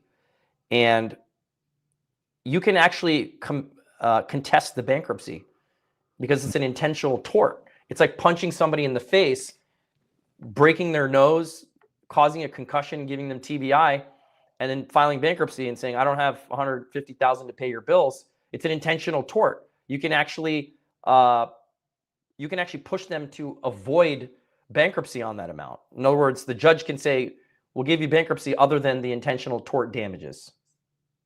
So bankruptcy is not always an option. Usually it's not with these kinds of cases. So I don't know how well this Ryan Upchurch dude is doing financially. I have no idea. I'm sure people who are sleuthy could try to figure out a general idea of how much he makes. Interesting. Yeah. So going back into this, Mr. Upchurch had a loyal following of viewers who refer to themselves as Creek Squad. Upchurch directed the Creek Squad to search for Kiely Rodni's vehicle and posted Google Earth images of Daniel Rodni's former home, falsely stated that he had found Kiely's car there. While generating hundreds of thousands of views on his video relating to Kiely Rodni's disappearance, several Creek Squad members made outlandish videos of their own. In one of these videos, Julio speculated that Rodney Robertson was performing child sacrifices at the lodge as part of a religious cult. David Robinson and Daniel Rodni have each experienced extreme emotional stress attributed to Upchurch postings, compounding their already profound grief at the tragic loss of their granddaughter and daughter. The lawsuit seeks to hold Upchurch accountable for his tortious actions and intentional misconduct, as outlined below. David Robertson is a citizen resident of California. So is Daniel Rodni. Ryan Upchurch is a citizen of Tennessee that resides in the Middle District of Tennessee. The court jurisdiction, we also saw this. So this is essentially a federal case because it now exceeds $75,000. Is that correct, Raees? Yeah, you have diversity, which means there's no common ground between the plaintiffs and defendants. And because there's interstate commerce, meaning the use of the internet and the reach is nationwide, and you have damages that are alleged to be over 75,000. So that's why it's in federal court. Got it. Ryan Upchurch began posting about Kiely Rodni on YouTube on August 13th. At this time, the whereabouts of Kiely Rodni were unknown. In these videos, Upchurch offered outlandish theories of the truth of what happened to Kiely Rodni. Upchurch initially theorized that this person named Ronnie, who was a caller to a YouTube show called YouTuber Iced Mel, was a red herring and made-up character. I read this earlier. He said, dude, be careful. You can get sued for slander. Obviously, he said, you can slander these nuts. It goes on. I don't know if there's a particular point in this that you'd like to hit. This is about where I was able, pretty much stopped, I think, reading it before the show. But this was Kiely Rodni, and she was obviously found almost a month later in her vehicle. So go back to the date of that, if you wouldn't mind. The reason why, this is great. The reason why this is in the complaint, can you go scroll down to where in the screen, in that image you just showed of Kiely, it says identity. Yeah, right here. Identity of Kiely Rodni confirmed. Look at the italicized language. Image uploaded by Placer County Sheriff's Department on August 23rd, 2022. Yeah. Do you know why that's material? Why that's important? The reason it's important. A long time. Well, the reason it's important is if you are a content creator theorizing that she was a fake person or that she was someone else that she was not, the identity was confirmed. Now, I don't know how they confirmed her identity other than they pulled her body, right? This is not a body that was decomposed through fire or burned. It was pulled out of the water. Right. And while moisture decomposes bodies more rapidly than dryness does, it was not, at least my understanding, completely decomposed. In other words, and you have dental records, and I don't know how else they identified, but you have a hit. Obviously, it's her car. They probably checked other things. They verified it's her.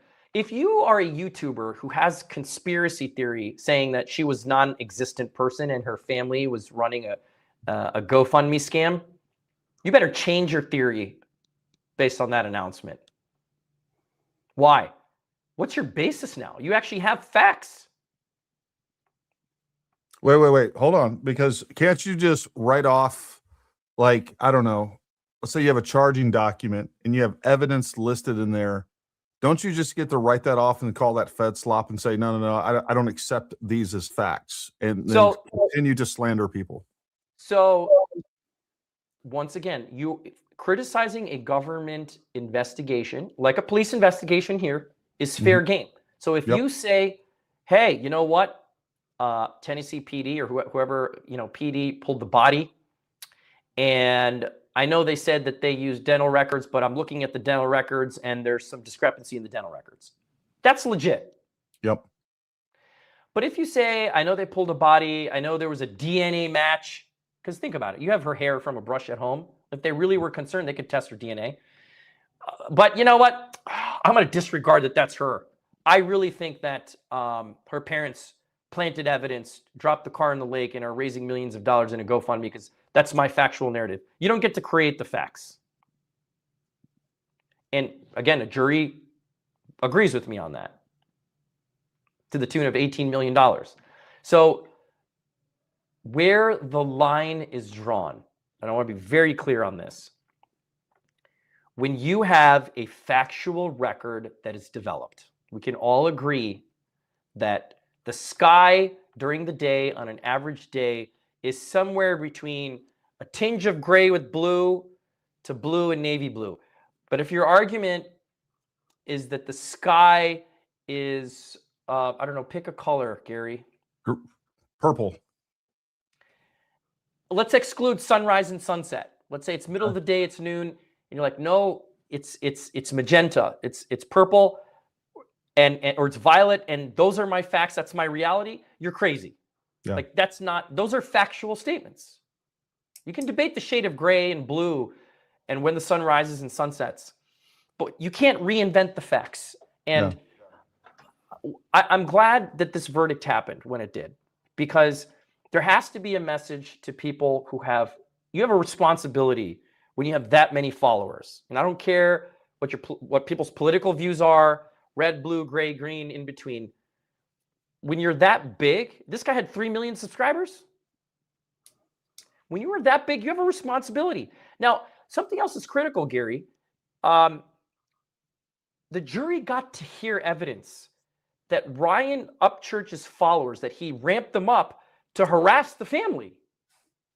Like, come on. This is a family that's grieving over the loss of their daughter who just died, drowned, no less. And you're telling people, now, I don't want to say he told them to do this, but the allegation in the complaint is he basically pointed them to where the family lives and said, let's show them who's boss, kind of a thing. And his weirdo followers are now harassing the family. I think, was it grandpa or maybe dad or somebody owned a business? I think it was a restaurant. And they started leaving all these fake reviews.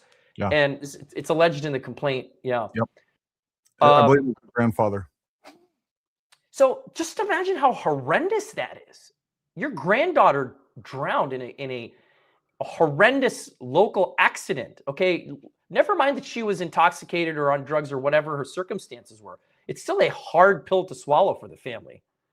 And you're now sending people to the home or to the business to harass. And that's dog shit, man. Oh my God.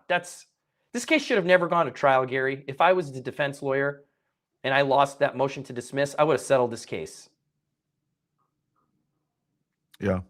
Well, and even here it says, on August 22nd, the day after Kiely Rodni's body was found, Upchurch posted a video which appeared to express his condolences to Kiely's mom, Kiely's family, and Kiely's friends. This is upon the information and belief Upchurch was aware on August 22nd that the authorities had stated that they had recovered a body that was more than likely Kiely Rodni. In the same video, Upchurch criticized other YouTubers for capitalizing on Kiely Rodni's case to promote themselves. 2 days later, Upchurch uploaded a video promoting his own music. After Kiely Rodni's body is found, her identity is confirmed. Upchurch publicly claims Kiely Rodni is a bullshit person. Her family is not real. Her death is a scam to raise money on GoFundMe.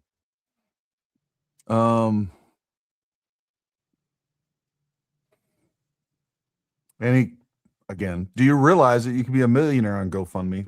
Basically, further, essentially trying to solidify the fact that they are, pulling a scam. Which this is the hard part. This is where, listen, criticize the investigation. Criticize. I don't know if she was drunk. I think she was intoxicated. Somebody can correct me if I'm wrong. Yeah. But let's just say she was. Criticize underage drinking or DUI. That's legitimate. But now you're talking about the family running a scam or questioning, is it a scam? When they recovered a body. I mean, it's sensationalism that should not be rewarded, right? Yeah.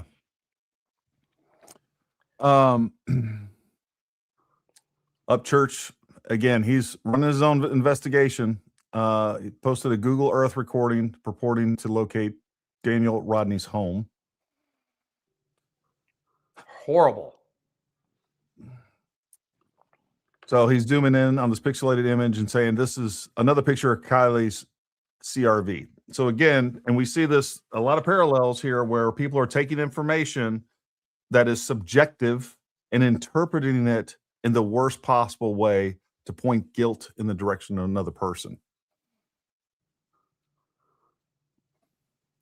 Kiely Rodni is not Kiely Rodni. Kiely Rodni is Callie Ross. Callie Ross' dad is fake Kiely Rodni's grandpa. But by the way, on that fact, this poor girl, Callie Ross, if I understand the facts correctly, is a real person. She started getting harassed. The police knocked on her door. And I mean, can you imagine? No, I can't imagine. That's another level of harassment when you entangle people into somebody who died saying it was fake or you're running a scam. Yeah. Kylie's grandpa. Here again is talking more about Kiely Rodni's some woman named Callie Ross. Video coming in an hour. Specifically, Upchurch stated, I would not say this unless I was 100% confident. Kiely Rodni is not real. Her grandfather is not real. Her dad is not real. Her mom is not real. All the pictures and videos you're seeing of Kiely Rodni person are actual pictures and videos from someone else. And, you know, the part of the crazy part of this and how this also relates to Candace Owens and Erica Kirk in the Charlie Kirk case is you're convinced you have this person that has gained the trust of an audience. And now they're saying, I have evidence that not only are the parents clearly scamming you, but also this also implicates law enforcement. It implicates the idea that we can't trust basic evidence or anything else. And I'm sure there are cases out there, maybe you've seen cases where there are officials that will, you know, attempt to press charges, will use evidence that's not legitimate. But, you know, this idea where you have this multi-agency and hundreds of people involved, especially with the Charlie Kirk case. In this case, I'm sure there's at least dozens of people involved that are creating this, the optics that, you know, the person they pulled out of the river or out of this lake is not the person that they are saying it is. And this is like all some big conspiracy. It's fun. It's exciting. And then you have a person saying, I am 100% sure I have the evidence, which there's a lot of people out there that feel like that Candace is 100% sure. And she brings receipts saying that Erica Kirk is involved in the death of Charlie Kirk. And, you know, you were talking earlier, Raees, when you were kind of laying out the picture of the courtroom and the jury. What I was thinking that whole time is as the jury is seeing the video of Charlie Kirk murdered, and you have Erica Kirk over there, I'm sure she'll be distraught as they're going through all this stuff. And then they present all the evidence that they have and the dates they had it on, but yet we're still going with this idea that the French Foreign Legion, Israel, this person, that person, and then we circle back to Erica Kirk was at Fort Huachuca, and they're planning, along with Brian Harpool, that they're planning the assassination with the U.S. military. And then that episode is predicated by what I'm getting ready to show you. After this video, the U.S. military is going to have no choice but to come out and admit that they were involved in the death of Charlie Kirk. And of course, throughout that video, you're saying that Brian Harpool is involved in this and Erica Kirk is involved in this. I feel, again, you tell me if I'm mischaracterizing any of this, but in my mind, it sure looks bad. I think the public sentiment, and again, let me try to be as objective as possible. Sure. Let's say we have a truly neutral jury in Tennessee where this trial would take place, the Candace Owens case. Yep. Are they going to believe that Candace was stating her opinion based on disclosed facts? Or are they going to believe that Candace knew what she was saying was outlandish, and so outlandish that she knew it was false, meaning actual malice? So the question that the jury is going to have to answer is that. And again, I juxtaposition this case, the Upchurch case, with Candace's case. And granted, there's an important distinguishing point here, Gary, which is that Candace is certainly a public figure. She's also a content publisher. So Harpole is going to have to prove actual malice. I don't think that's up for debate. In this case that we saw in Tennessee with Upchurch,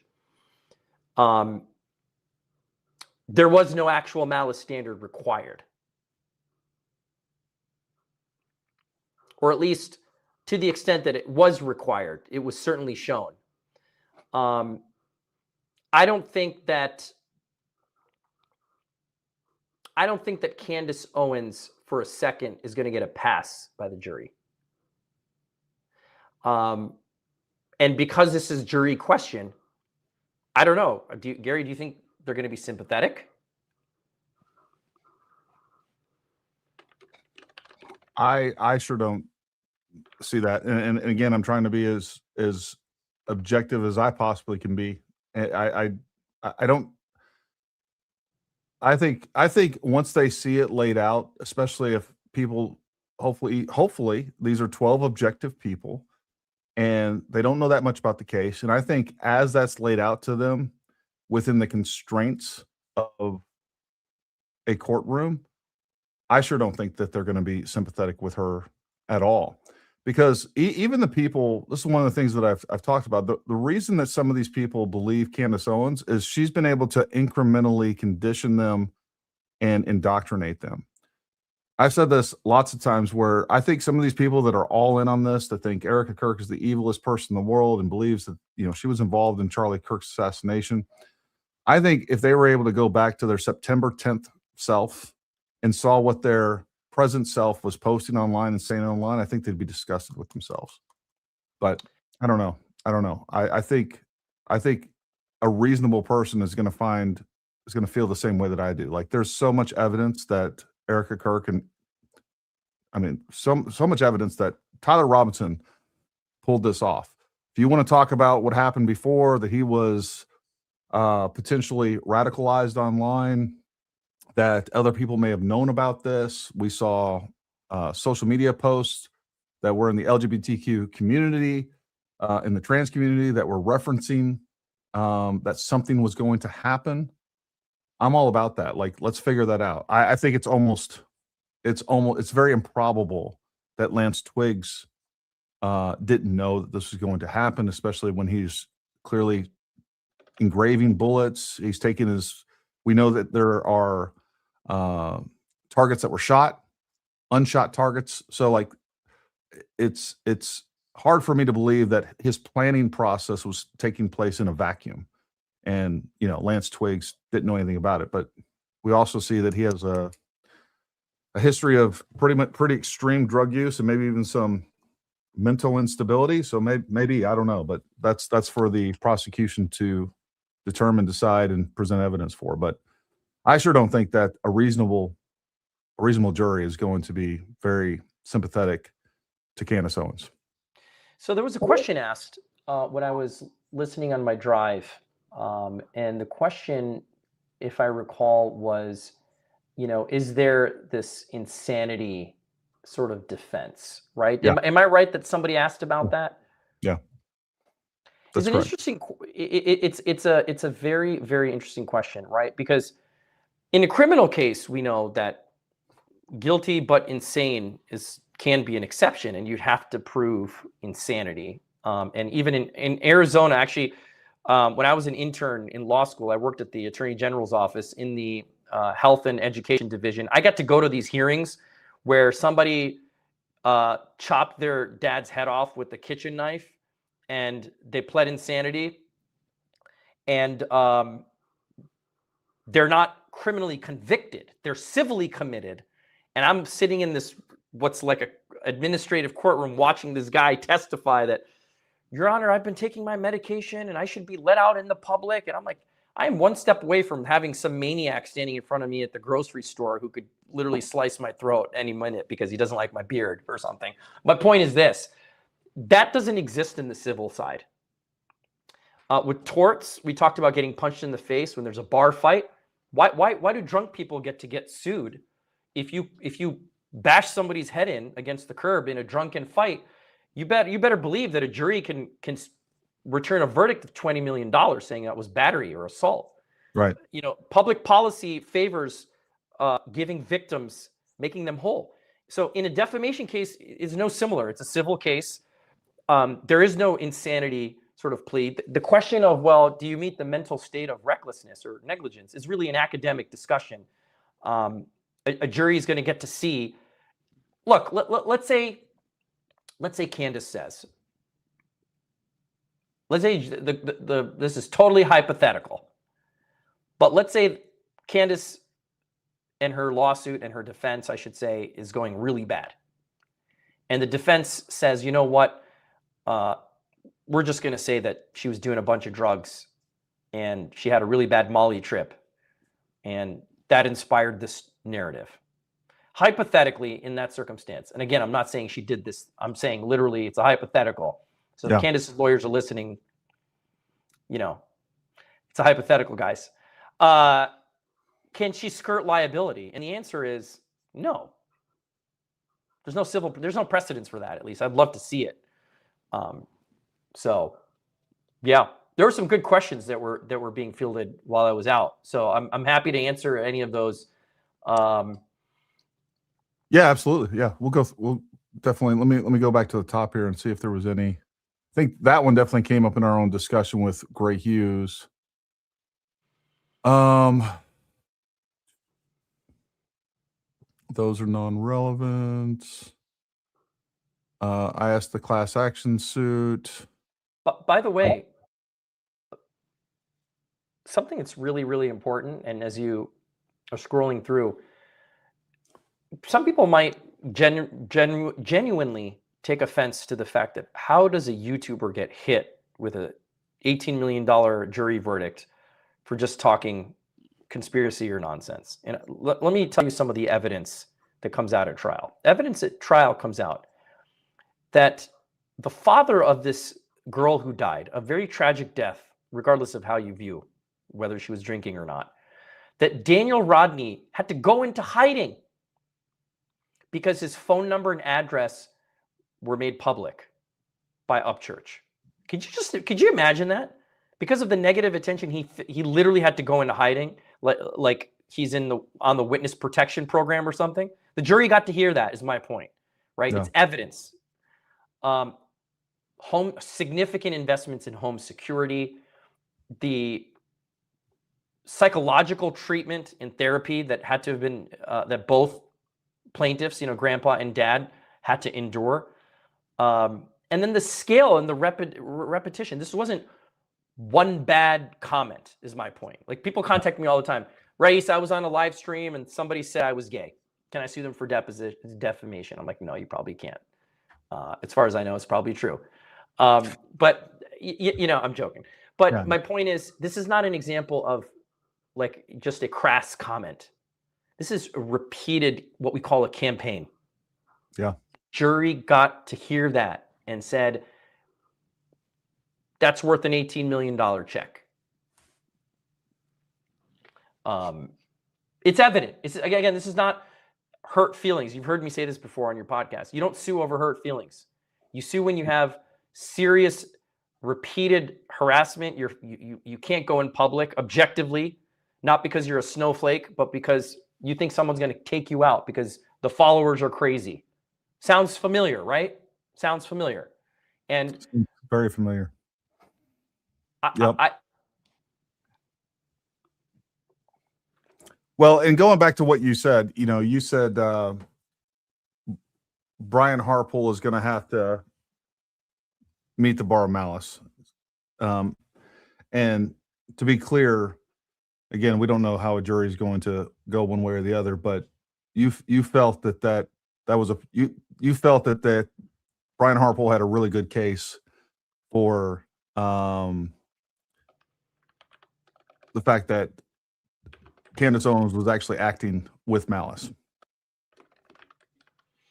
Say your question for me again.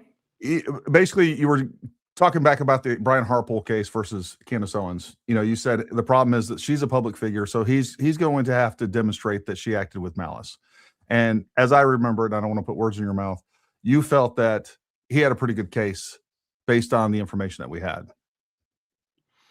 Yeah, I think, and remember, this is in the complaint, there are half a dozen allegations, right? And I'm talking about in Brian Harpole's case. There's a laundry list. We went through 6 categories, right, in our 2.5-hour discussion, and some of them are stronger than others. The one that jumps out to me is the one about whether Harpole was present at Fort Huachuca. Now, there are 2 sides to this. One is, well, I got a guy saying I'm 99% certain, but you also have flight records that say it was impossible. How are we playing that? Did you entertain? Here's the standard. Did you entertain serious doubts? A jury's going to hear that instruction. I'm just saying, that's slippery. Okay. Well, and when Erica Kirk gave those flight records to Candace 3 days prior to having Mitch Stowan make those allegations, and she never brought that up, is that a factor in all this? It's a factor because you have undisclosed facts. And I think of the CNN case. Had CNN published that, hey, we have evidence that's questionable that Zachary Young may not have been running a trafficking ring or trafficking people out of Afghanistan, like we thought, that would have saved the whole case. If I'm the lawyers for the media company, I'm saying, say something. Just say something to tell people that there's a balance, that, hey, you know what? This point could be wrong. You don't have to say we could be wrong. If you have, everybody's got a big ego when you're in big media. Fine, don't say we could be wrong. But say, you know what? This thing that I'm saying is black. There's a chance that there may be some white on it. There's a chance. There's a very strong chance. But I want you to believe this is black. I want you to believe this is black. I'm going to tell you all the reasons it's black, but I'm just letting you know there's a good scientific probability that this is white. Even that would be acceptable. And CNN could have saved themselves. Instead, they got hit with punitive damages, or almost got hit with punitive damages, but multi-million-dollar jury verdict. In a similar vein, every content creator, I don't care if it's Candace, I don't care if it's Upchurch, guys, state the facts. Yeah. You are so much more credible when you say the facts, because the facts will come out. Because guess what? The other side might have them. Yeah. Just say the facts and then spin your narrative. I'm not, and I've said this before. I have a love-hate relationship with people like Alex Jones, because on one hand, I want people to hear things. I have my own views and opinions on politics and world events. Sure. And sometimes the craziest things turn out to be true. Epstein files have proven this. If you had told me, Gary, 5 years ago, there's a dude that lives in a very expensive part of Manhattan that owns this island that flies politicians there, and this stuff happens, I would have been like, get the hell out of here. No, there's no way you can run an extortion ring like that. Or, hey, you're going to find all this stuff on Hunter Biden's laptop and these pictures of him with the hooker and cocaine. I'm like, come on, really? Do you think, how sloppy can you be if you're the son of the president? I'm just stating, again, I'm not being red or blue here. I'm just stating facts. Yeah. And I think the problem with people who have a cult following is that problem, is you have blinders. You have blinders. And I'm going the direction you're pointing me. It's great to sell t-shirts, Gary. It's great to sell subscriptions for YouTube. It's great. Don't get me wrong. I would love to create a cult where people can just send me free money and you can bow to me and believe everything I say. But the opposite's also true, because if you have crazy followers, it's going to create an echo chamber. And there is responsibility for that. And we're seeing it in the Upchurch case, where there was a presentation of evidence at trial that, you know what, this guy's followers were so crazy and they believed, people believed that he was speaking the truth. Somebody asked in the comments, well, can't you say, don't you get a free pass for hyperbole? That's the problem, though. Nobody believes it's hyperbole. You can't come out and say, I was being hyperbolic and satirical. This is an SNL skit, guys. Pull the curtains closed. The jury has to make that decision. You and I don't make that decision. If I wanted you, Gary, on this show, for your listeners to think that don't take anything that Raees is saying seriously, I would not present myself as a lawyer who practices defamation, who's been in practice for 16 years, who has a presence online. I would wear a clown costume and squeeze my nose every 5 seconds and smoke a joint on show. That's what I would do. So when you act in a way that you want people to believe you're being rational, and then you say, oh, I was just joking, or don't really believe this. It doesn't work that way. And again, I have this conversation every day with content creators. I'm like, did you say this as the fact, as a fact, or did you actually express an opinion? And today, more likely than not, people are expressing camouflaged facts, and they just think that they get a free pass. It's just not how the Constitution works. So you're saying that if you constantly present what you're doing as an investigation and it is built on anonymous sources and unverifiable facts with a lot of allegations and accusations thrown in, you're probably not on solid ground. Again, yeah. My quick reaction to that is just, you don't get to decide whether you're reporting an investigation at a certain volume of information that's coming out. You don't get to decide whether people believe you are investigating or spitting facts. People are going to decide that for you, and that's a dangerous place to be. Yeah. Oh, Project Constitution, Colin, you booger-eating loser. Hi, Boo Boo. You're going to talk about the fraud at TPUSA. We just exposed today their Club of America chapters. You didn't expose any fraud. I saw it. It's trash like everything else you report, dude. So no, I'm not going to talk about it. I live in South Carolina. Watch every second of the trial. His testimony sunk him. Hubris gets them every time. Juries don't like egotistical people. I'll tell you that. Oh man. Somebody I know is in trouble. Why would the U.S. government get their night vision supplies from an obscure YouTuber? Why wouldn't they go to the manufacturer? Well, Colin, if you knew anything about government contracting, and this contract started months ahead of time, they do set-asides and small acquisition purchases from small businesses all the time. As a matter of fact, there's legislation that requires them to. So once again, neither you nor your cult leader have any command of the facts, and you just don't know what you're talking about.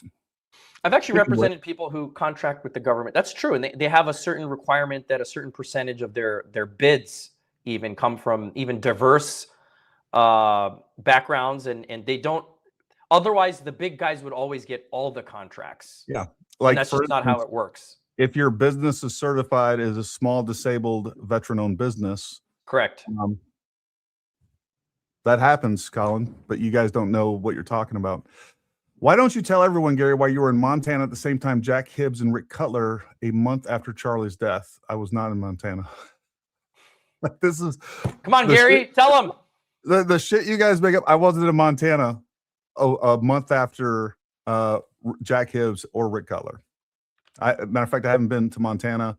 The last time I drove or was in Montana was when I moved here. We drove through Montana from Washington State, and that was in 2011. So there you go. Once again, Colin, you got all your facts together. Project Constitution, I heard you're gross and obese, but identify as a skinny. Does that mean you're slender? I just want to throw this up on the board because it's fun. And if I had the video, Colin, of you sitting on video live eating your boogers, I would actually show that. But I do want to show this for everybody that doesn't know. Let me show you who Colin from Project Constitution is real quick. And because it's always fun to know exactly who you're talking to. The biggest grifter has been hit with 2 cease and desist. But this, folks, is Project Constitution, who has been convicted of theft. He's been convicted of selling fake drugs. And the reason he got caught selling fake drugs is when the person didn't pay him and it took off with the fake drugs, he called the cops and reported a robbery.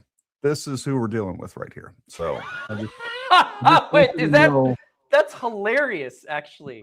The level of retardation that we have in the comments. But I do thank you for the $30 or whatever that you paid. Thank you. That is absolutely hilarious. You know, I hear these stories about people hiring hookers in Las Vegas who then they get robbed. Is that kind of the same thing? Yeah. So he got robbed for selling fake drugs.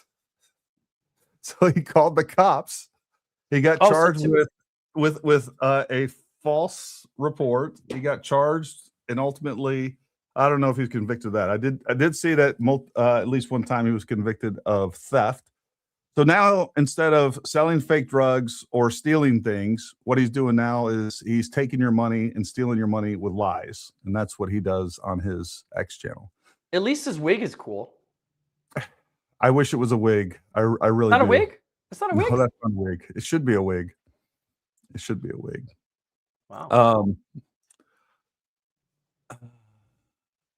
Here's a kind of a question. We'll just leave that up there because it's fun.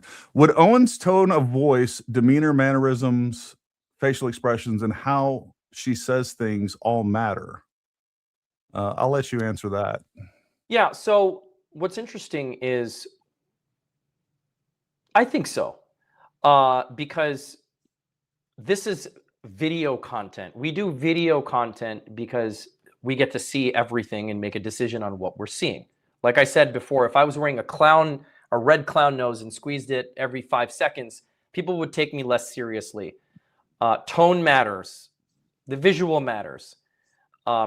Anybody who's a comedian knows that the gesturing makes a difference as the words coming out of your mouth impact the audience, how you deliver the message. Context matters. That principle in defamation law is as old as, defamation law is. Context matters. And so, yeah, I think if I'm watching a video clip that's a minute long that I'm playing to the jury, I'm saying, here's Candace Owens, for example, just like Upchurch. Here's a video of this person who knew that this was a real person who drowned in a lake. Here's a video clip of him saying, buy my shirts, subscribe to my channel, and we're going to talk about on tomorrow on how this is not a real person and that the real person is somewhere else and the family's scamming. And I'm being dead serious. You're not giving the jury much to go off of there other than that you're being serious. So yeah, I would say demeanor matters. I'd say demeanor matters. Yeah. I'm so sick of people pulling the free speech First Amendment card when it comes to things that aren't covered by the First Amendment.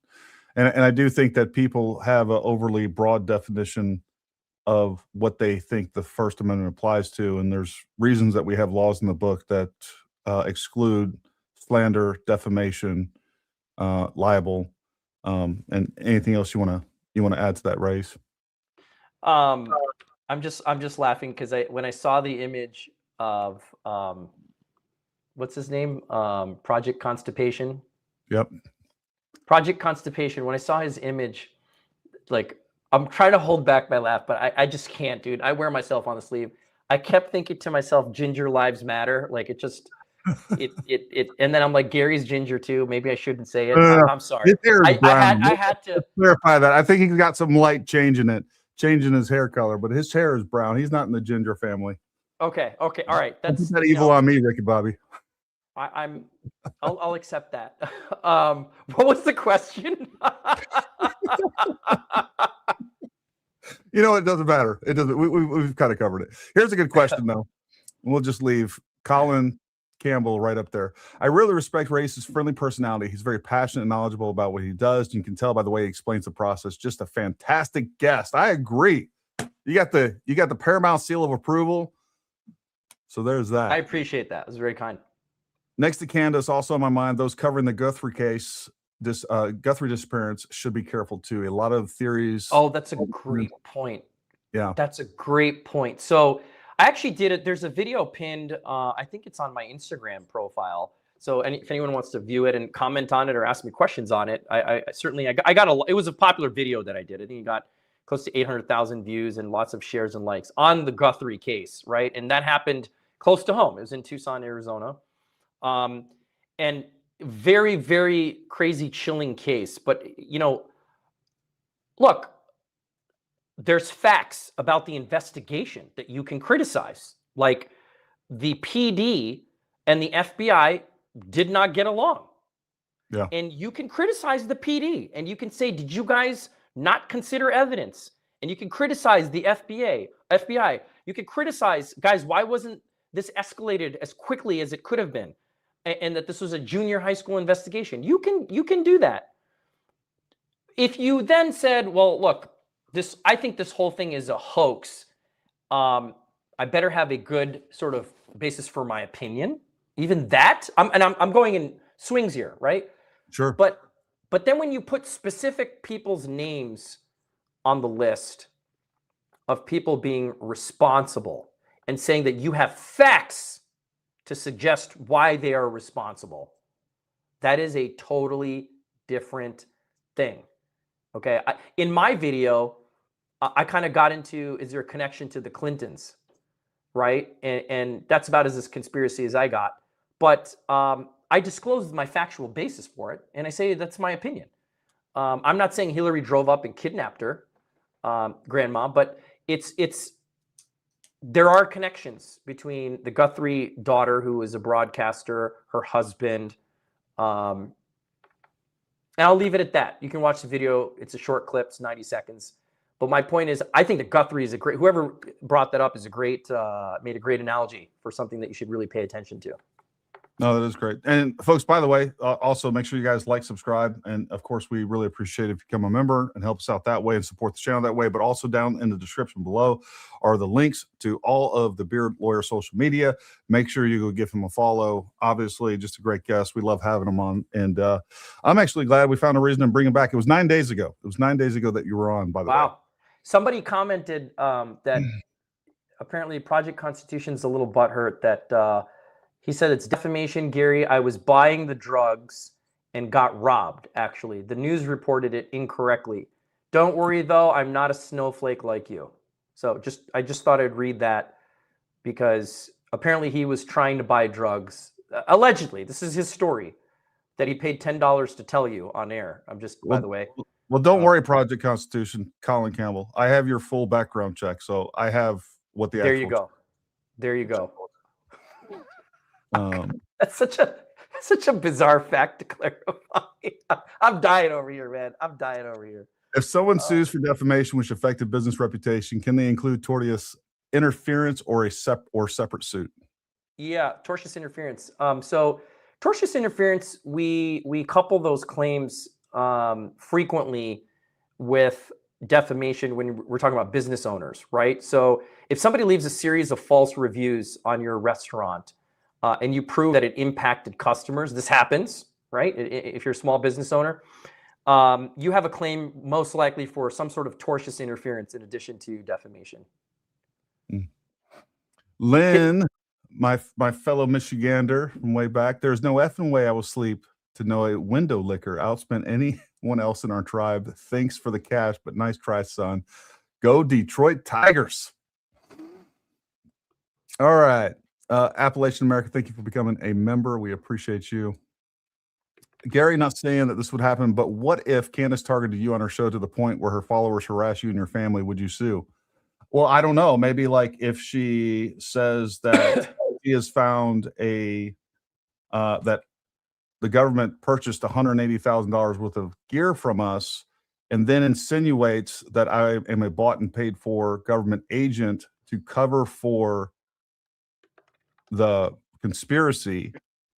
I mean, that's what she's doing. And yeah, we are getting harassed and, you know, all those things. I don't know if that reaches the level of defamation, but she's basically implicating us into the conspiracy to kill Charlie Kirk at this point.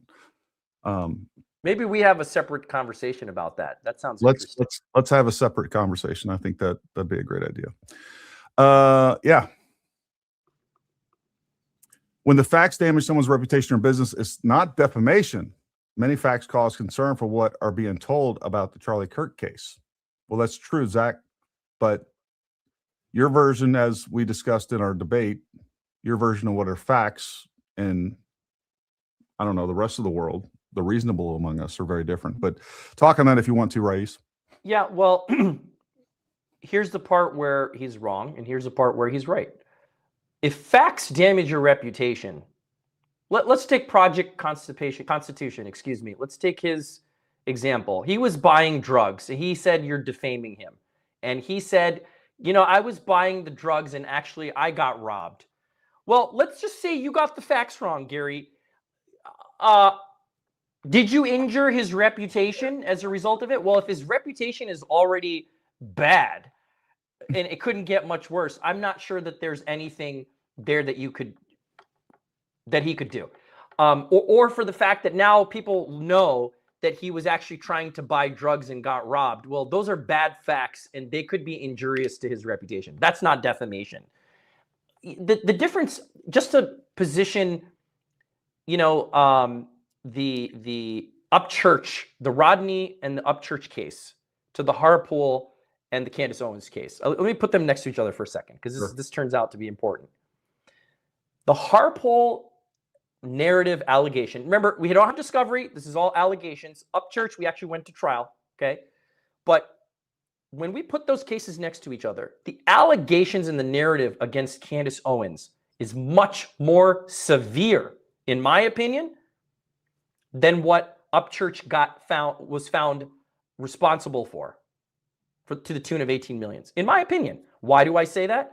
Because Candace Owens allegedly accused Brian Harpool, Charlie Kirk's former security provider, of foreknowledge, not just the participation, but foreknowledge. Remember, she said, correct me if I'm wrong, that Brian knew that Charlie was not going to need security for a future event because he knew he wouldn't survive. Remember that? Yep. So the complaint alleges in Harpool versus Owens repeatedly that Owens was tied, that Harpool was tied to Fort Huachuca and that meeting, and suggested that Harpool was involved in that criminal activity, conspiracy to commit murder and murder. To make the two Upchurch and Candace Owens cases analogous, that would be like saying the parents pushed their daughter's car into the lake, right? Now, just remember, jury returned an $18 million verdict. Interesting. It is interesting, to say the least. And I do have, let me see, we'll pull that. It's hard for me to believe that he actually fits on that screen.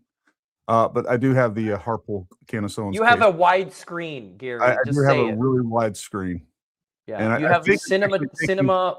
I think it's squishing him in. I think we're taking about 100 pounds off of him at the moment right now. So it's panoramic view. That's right. I understand that Candace Owens is still under NDA with TPUSA through 12/26. I think it was through 12/25, not 12/26, as I understand that case. Which they did send her a cease and desist and cited that NDA, TPUSA, to file under the NDA or regular defamation case. So in the defamation case, I guess obviously not with Brian Harpool. Would that play a role at all in Brian Harpool's defamation case against her? So I don't know enough about what's in the NDA to give you an opinion exactly, but let me say this in general terms. If there's an NDA and a party is looking for discovery that is the subject of an NDA, most NDAs actually have a carve out. I write them all the time for people that says you may disclose, or you may have a duty to disclose, if you're subpoenaed by a court to testify honestly about something you saw or heard. So as it turns out, the NDA may protect to a degree, it may not protect much at all when you're that deep in litigation. And further, there are other protections that can be taken. I've been in cases like trade secret cases, right? Remember, like you're fighting over the formula of KFC. Those are legitimate lawsuits. So how do you control what gets out? Well, the judge says you can produce it to me in what's called in camera, away from the eyeballs of everyone else, even outside of all the lawyers, and I will make a determination on an issue. So if something is that secretive, it could reach that level of protection. Again, courts are pretty well equipped to deal with this kind of stuff.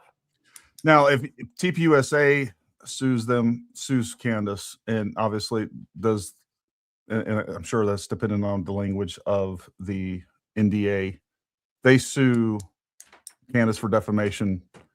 I'm sure that will be presented, and maybe that wouldn't look good to me if I was on the jury. I'm like, oh, you violated your NDA and you were defaming them.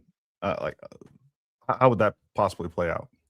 Yeah, so breach of NDA cases are way easier than defamation. So if I had to pick the two, because I don't need to prove reputational harm, I can just say, here's what you said, here's the agreement. If it's unambiguous, you put the two together, and 2 + 2 is 4.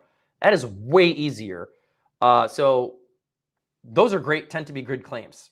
So if TP has a claim like that, fantastic, go for it.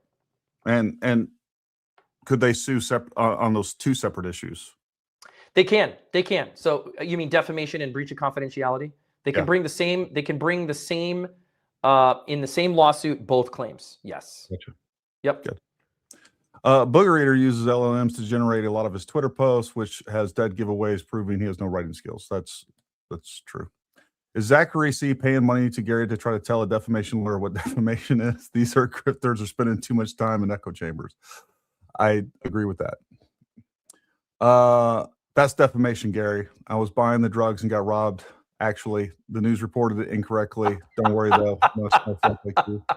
I can't believe I just read that. Yeah.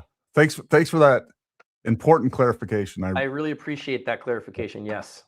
Yeah. And I think you have the issue with the reporting body, not me.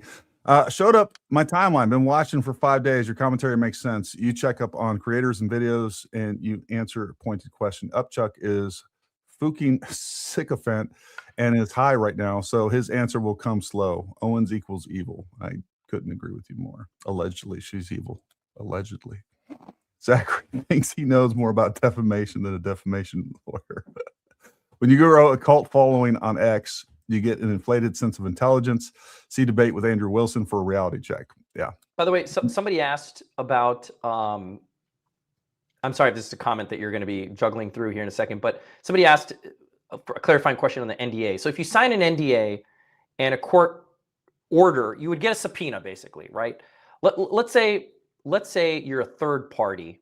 I'm giving you 2 examples now. Let's say person A is suing person B, and person A says, you know what, this person C signed an NDA. And I know they signed an NDA, but they have knowledge of something I need in my case. So they issue a subpoena. This is how this would work.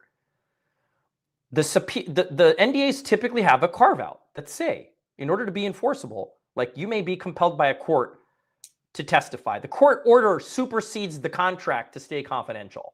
Okay. So you can't get sued for testifying truthfully, despite the fact that you signed an NDA.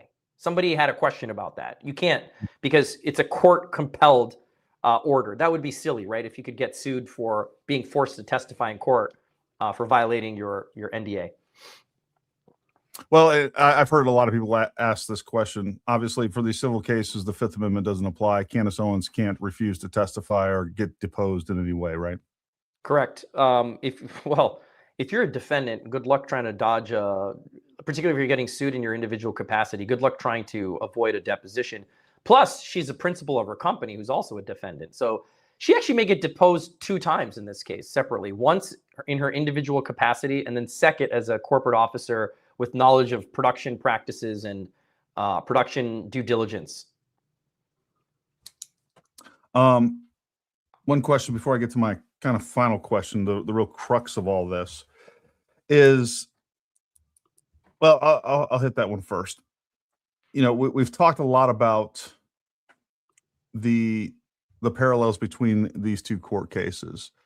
You know, I know there's been a lot of talk about the anti-SLAPP laws in Tennessee, and a lot of people were saying Brian Harpole is going to have a real uphill battle. Like, does this set a precedent? Does this change anything in your calculus for what may or may not happen with Candace Owens? It's a great question. In the Upchurch case, which was filed in federal court also, I believe, right? We just looked at the complaint. The defendants applied, I should say the plaintiffs applied, California substantive law on a motion to dismiss. And in fact, the standards that were applied, somebody can fact check me on this, the standards that were applied, I believe, was the California standards for defamation, which, by the way, are more difficult than Tennessee's. And Upchurch and his amazing plaintiffs' lawyers won that case. The reason that matters is because California has much stronger defamation standards, meaning pro-defense. Tennessee is several steps down compared to California when it comes to how much protection media defendants get. California is one of the strongest in the country. Upchurch's defense lawyers did the right thing, I think, and tried to file a motion to dismiss, saying this is opinion, there's protection under the First Amendment. They did not file an anti-SLAPP. And not to get into technical nuances here, but there's a question in federal court whether they could do it or not. But my point is this. I think on certain claims, certain allegations, that the Tennessee anti-SLAPP, to the extent that Candace brings an anti-SLAPP, I don't see prevailing, because I think the judge who gets to make this decision, Gary, the judge is the gatekeeper on anti-SLAPP. I think the judge is going to say there is sufficient evidence here for a jury to make this decision, that as a matter of law, I think plaintiffs can show, I think Harpole can show that you had the facts, that you knew things from Erica, that you had flight logs, that you disregarded or you questioned yourself, not literally, but at least had enough to justify whether there was conflicting facts and you told one side of the story. I think a judge is going to see that. It's a hard call, again, because what didn't come out in the Upchurch case was the dynamic of Candace being a public figure and also a media defendant. We didn't have that. I think the actual malice standard is going to be at play in Candace's case, but I just think that plaintiff has a pretty good case. And I've said this before, Brian Harpole's lawyers knew that would come, which is why they loaded the complaint with actual malice examples. We counted at least 5 or 6. And they knew that bullet was coming in the chamber, and they completely threw the shield up for it. So I don't know, man. This is pre-discovery, Gary. Again, like a single deposition could change the dynamic of this case. I really believe that. You know, we're sitting here and we're trying to foreshadow pre-discovery. The Upchurch case, we had the benefit of all the discovery. We have the benefit of seeing a trial, how a jury saw the dynamic. Maybe when Candace gets deposed, maybe she's not going to come off as pompous. Maybe she's not going to come off as arrogant in that I know everything. You know, hard to say. If I'm her lawyers, I do not want to get into a deposition. Well, and the other problem, well, that I see, and you tell me if I'm incorrect, this is, you know, just Gary observing this, not a lawyer. I mean, she's talking about the Fort Huachuca situation as of like yesterday or the day before. When she's bringing me into the case, she's talking about essentially the Fort Huachuca portion of this. So the fact that she's continuing to affirm her belief in what's going on and affirm that she has presented facts and evidence, is that going to negatively affect her? I said this before, and I'll say it again, and I always believe this is true. When you are getting sued for commentary that you made yesterday, the day before, you don't continue to make the same commentary. That's a general rule of thumb. Yeah, it's a good one. To go a little deeper, if you're selling merch, if you're getting sponsored ads, if you are monetizing, a judge and jury are not going to be sympathetic to that. They are not. And so now, I don't know, man. Is that something that they'll be able to subpoena? Will Brian Harpole be able to subpoena how much money that she has essentially made since? Oh, it's relevant. Okay. It's relevant. It's relevant to two things. They're going to object and they're going to say, so Gary, typically, and again, I've defended defamation claims. When plaintiffs try to find out how much my client is making off of social media, I argue that you're only allowed to make income discovery requests, usually when you have a judgment, except when you say that it gets to motive, that Candace, in this case, in your example, is saying what she's saying because she has a financial motivation, and we're going to show you she has a financial motivation. We're going to show you she has a financial bias based on how much she makes.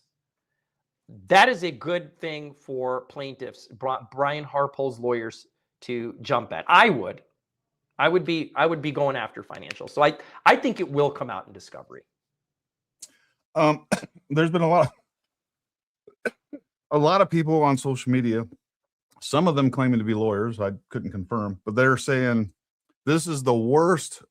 And I know you've been practicing defamation cases for a long time. You do it all the time. That's specific to social media. But I've heard so many people that claim to be lawyers saying, "Oh, this is the worst written lawsuit I've just about ever seen." What's your Get opinion? them on your show. I got an idea. Why don't you put a tweet out there? I will do that. I love it. And say, if you believe that Brian Harpole's lawsuit is dog shit, come onto the show, and we'll have you and then me talk about why we differ on that. And again, I'm not a self-proclaimed Candace hater. You won't see. I love the academic discussion and analysis of the case. I pay attention to all these cases. So this is not a red shirt, blue shirt thing for me, whether people like that or not, and I don't care. But if somebody wants to say that the lawsuit is dog shit in the way it's pled, I could stand behind my position that I think the lawsuit is actually alleged very, very well. I actually think it's alleged very, very well. I think it should be studied. I anticipate that it's going to get amended, by the way, Gary. I think a response is not yet due. I have a feeling Candace's lawyers will file a motion to dismiss. The motion to dismiss is going to be, you haven't alleged sufficiently actual malice. And if they don't bring an anti-SLAPP because of the federal jurisdictional issue, they're going to bring it as a 12B6 motion to dismiss. And they're going to say, this is opinion and it's protected speech. And they can do that even if it's not an anti-SLAPP, okay? Sure. And some of the statements may come out. I've said this before. The lawsuit is an aggregate of like 12 statements. Some of the statements are weak. They are. But I don't agree that the entire complaint is dog shit. Fair enough. The last question I have for you, what do you think, I've been pondering this all day. Like, what do you think the relevance, she sent me this preservation order. What do you think the relevance to her defense is going to be to send me a preservation order to defend her saying Brian Harpole was there? Or is that just a shot across my bow? Is that posturing? What do you think that's about? Was it an order or was it a letter? Was it an order from the court? I'll read it to you. I'll pull this sucker right up and we will read it. It's from her lawyer. I can tell you that. Mm-hmm.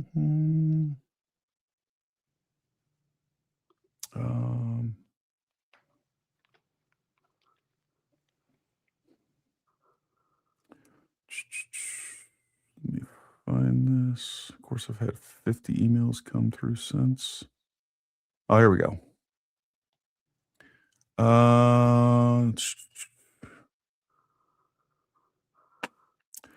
Here we go. And I will add this to stage. We got to pull him off. That's not the order. I know you guys thought that was, but that's not it. There we go. Oh, it's coming. I see up. the complaint. Yep. Hold on a second. Well, I'm trying to pull it up. You know what? I'm gonna have to download it off the email. Let me just do that real quick, and then feel no pressure to share it on your stream. I'm just genuinely curious. You know what? I'll just read it. I'll just read it real quick.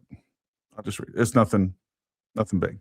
It says, dear Mr. Melton, our offices represent Candace Owens LLC, George Tom Inc. collectively in the above referenced defamation lawsuit litigation. Attached is a copy of the complaint. The letter serves as a formal notice that you and your organization must preserve documents, electronically stored information, tangible things that may be relevant to the claims defense in the litigation. The preservation demands includes, without limitations, materials related to any investigation, communications, or activities concerning Brian Harpole, Erica Kirk, Turning Point USA, and any statements, publications, or communications that are alleged to be defamatory or relate to the issue in dispute, including any efforts to investigate, publicize, or otherwise disseminate information about Brian Harpole, Erica Kirk, and Turning Point USA. Duty to preserve, basically preserve any and everything that you can possibly have. Categories of information to be preserved without limiting the scope of your preservation obligations. Please preserve the following categories: emails, letters, text messages, call detail records, calendar, social media posts, documents and files, Dropbox, you name it. Preservation. Did the letter say that there was an order attached? Did I mishear you, or is it just saying the order is the lawsuit itself? That's the other thing that's attached. Attached is a copy of the complaint. That's what it is. Oh, attached is a copy of the complaint. Well, and I'm sorry, I didn't mean to cut you off. No, that's fine. Still reading. I mean, look, I'll say this. I'll be the last one to say that third parties who may have relevant evidence should not preserve it. That's certainly not what I would ever say. Sure. My question is, what's relevant? Yeah. I mean, what do you have to do with the Candace and Harpole lawsuit? I would be very curious. I mean, you're a commentator, and I think people have to be careful because, yeah, I'm gonna hold my comment on this until we have a private conversation. Sounds good.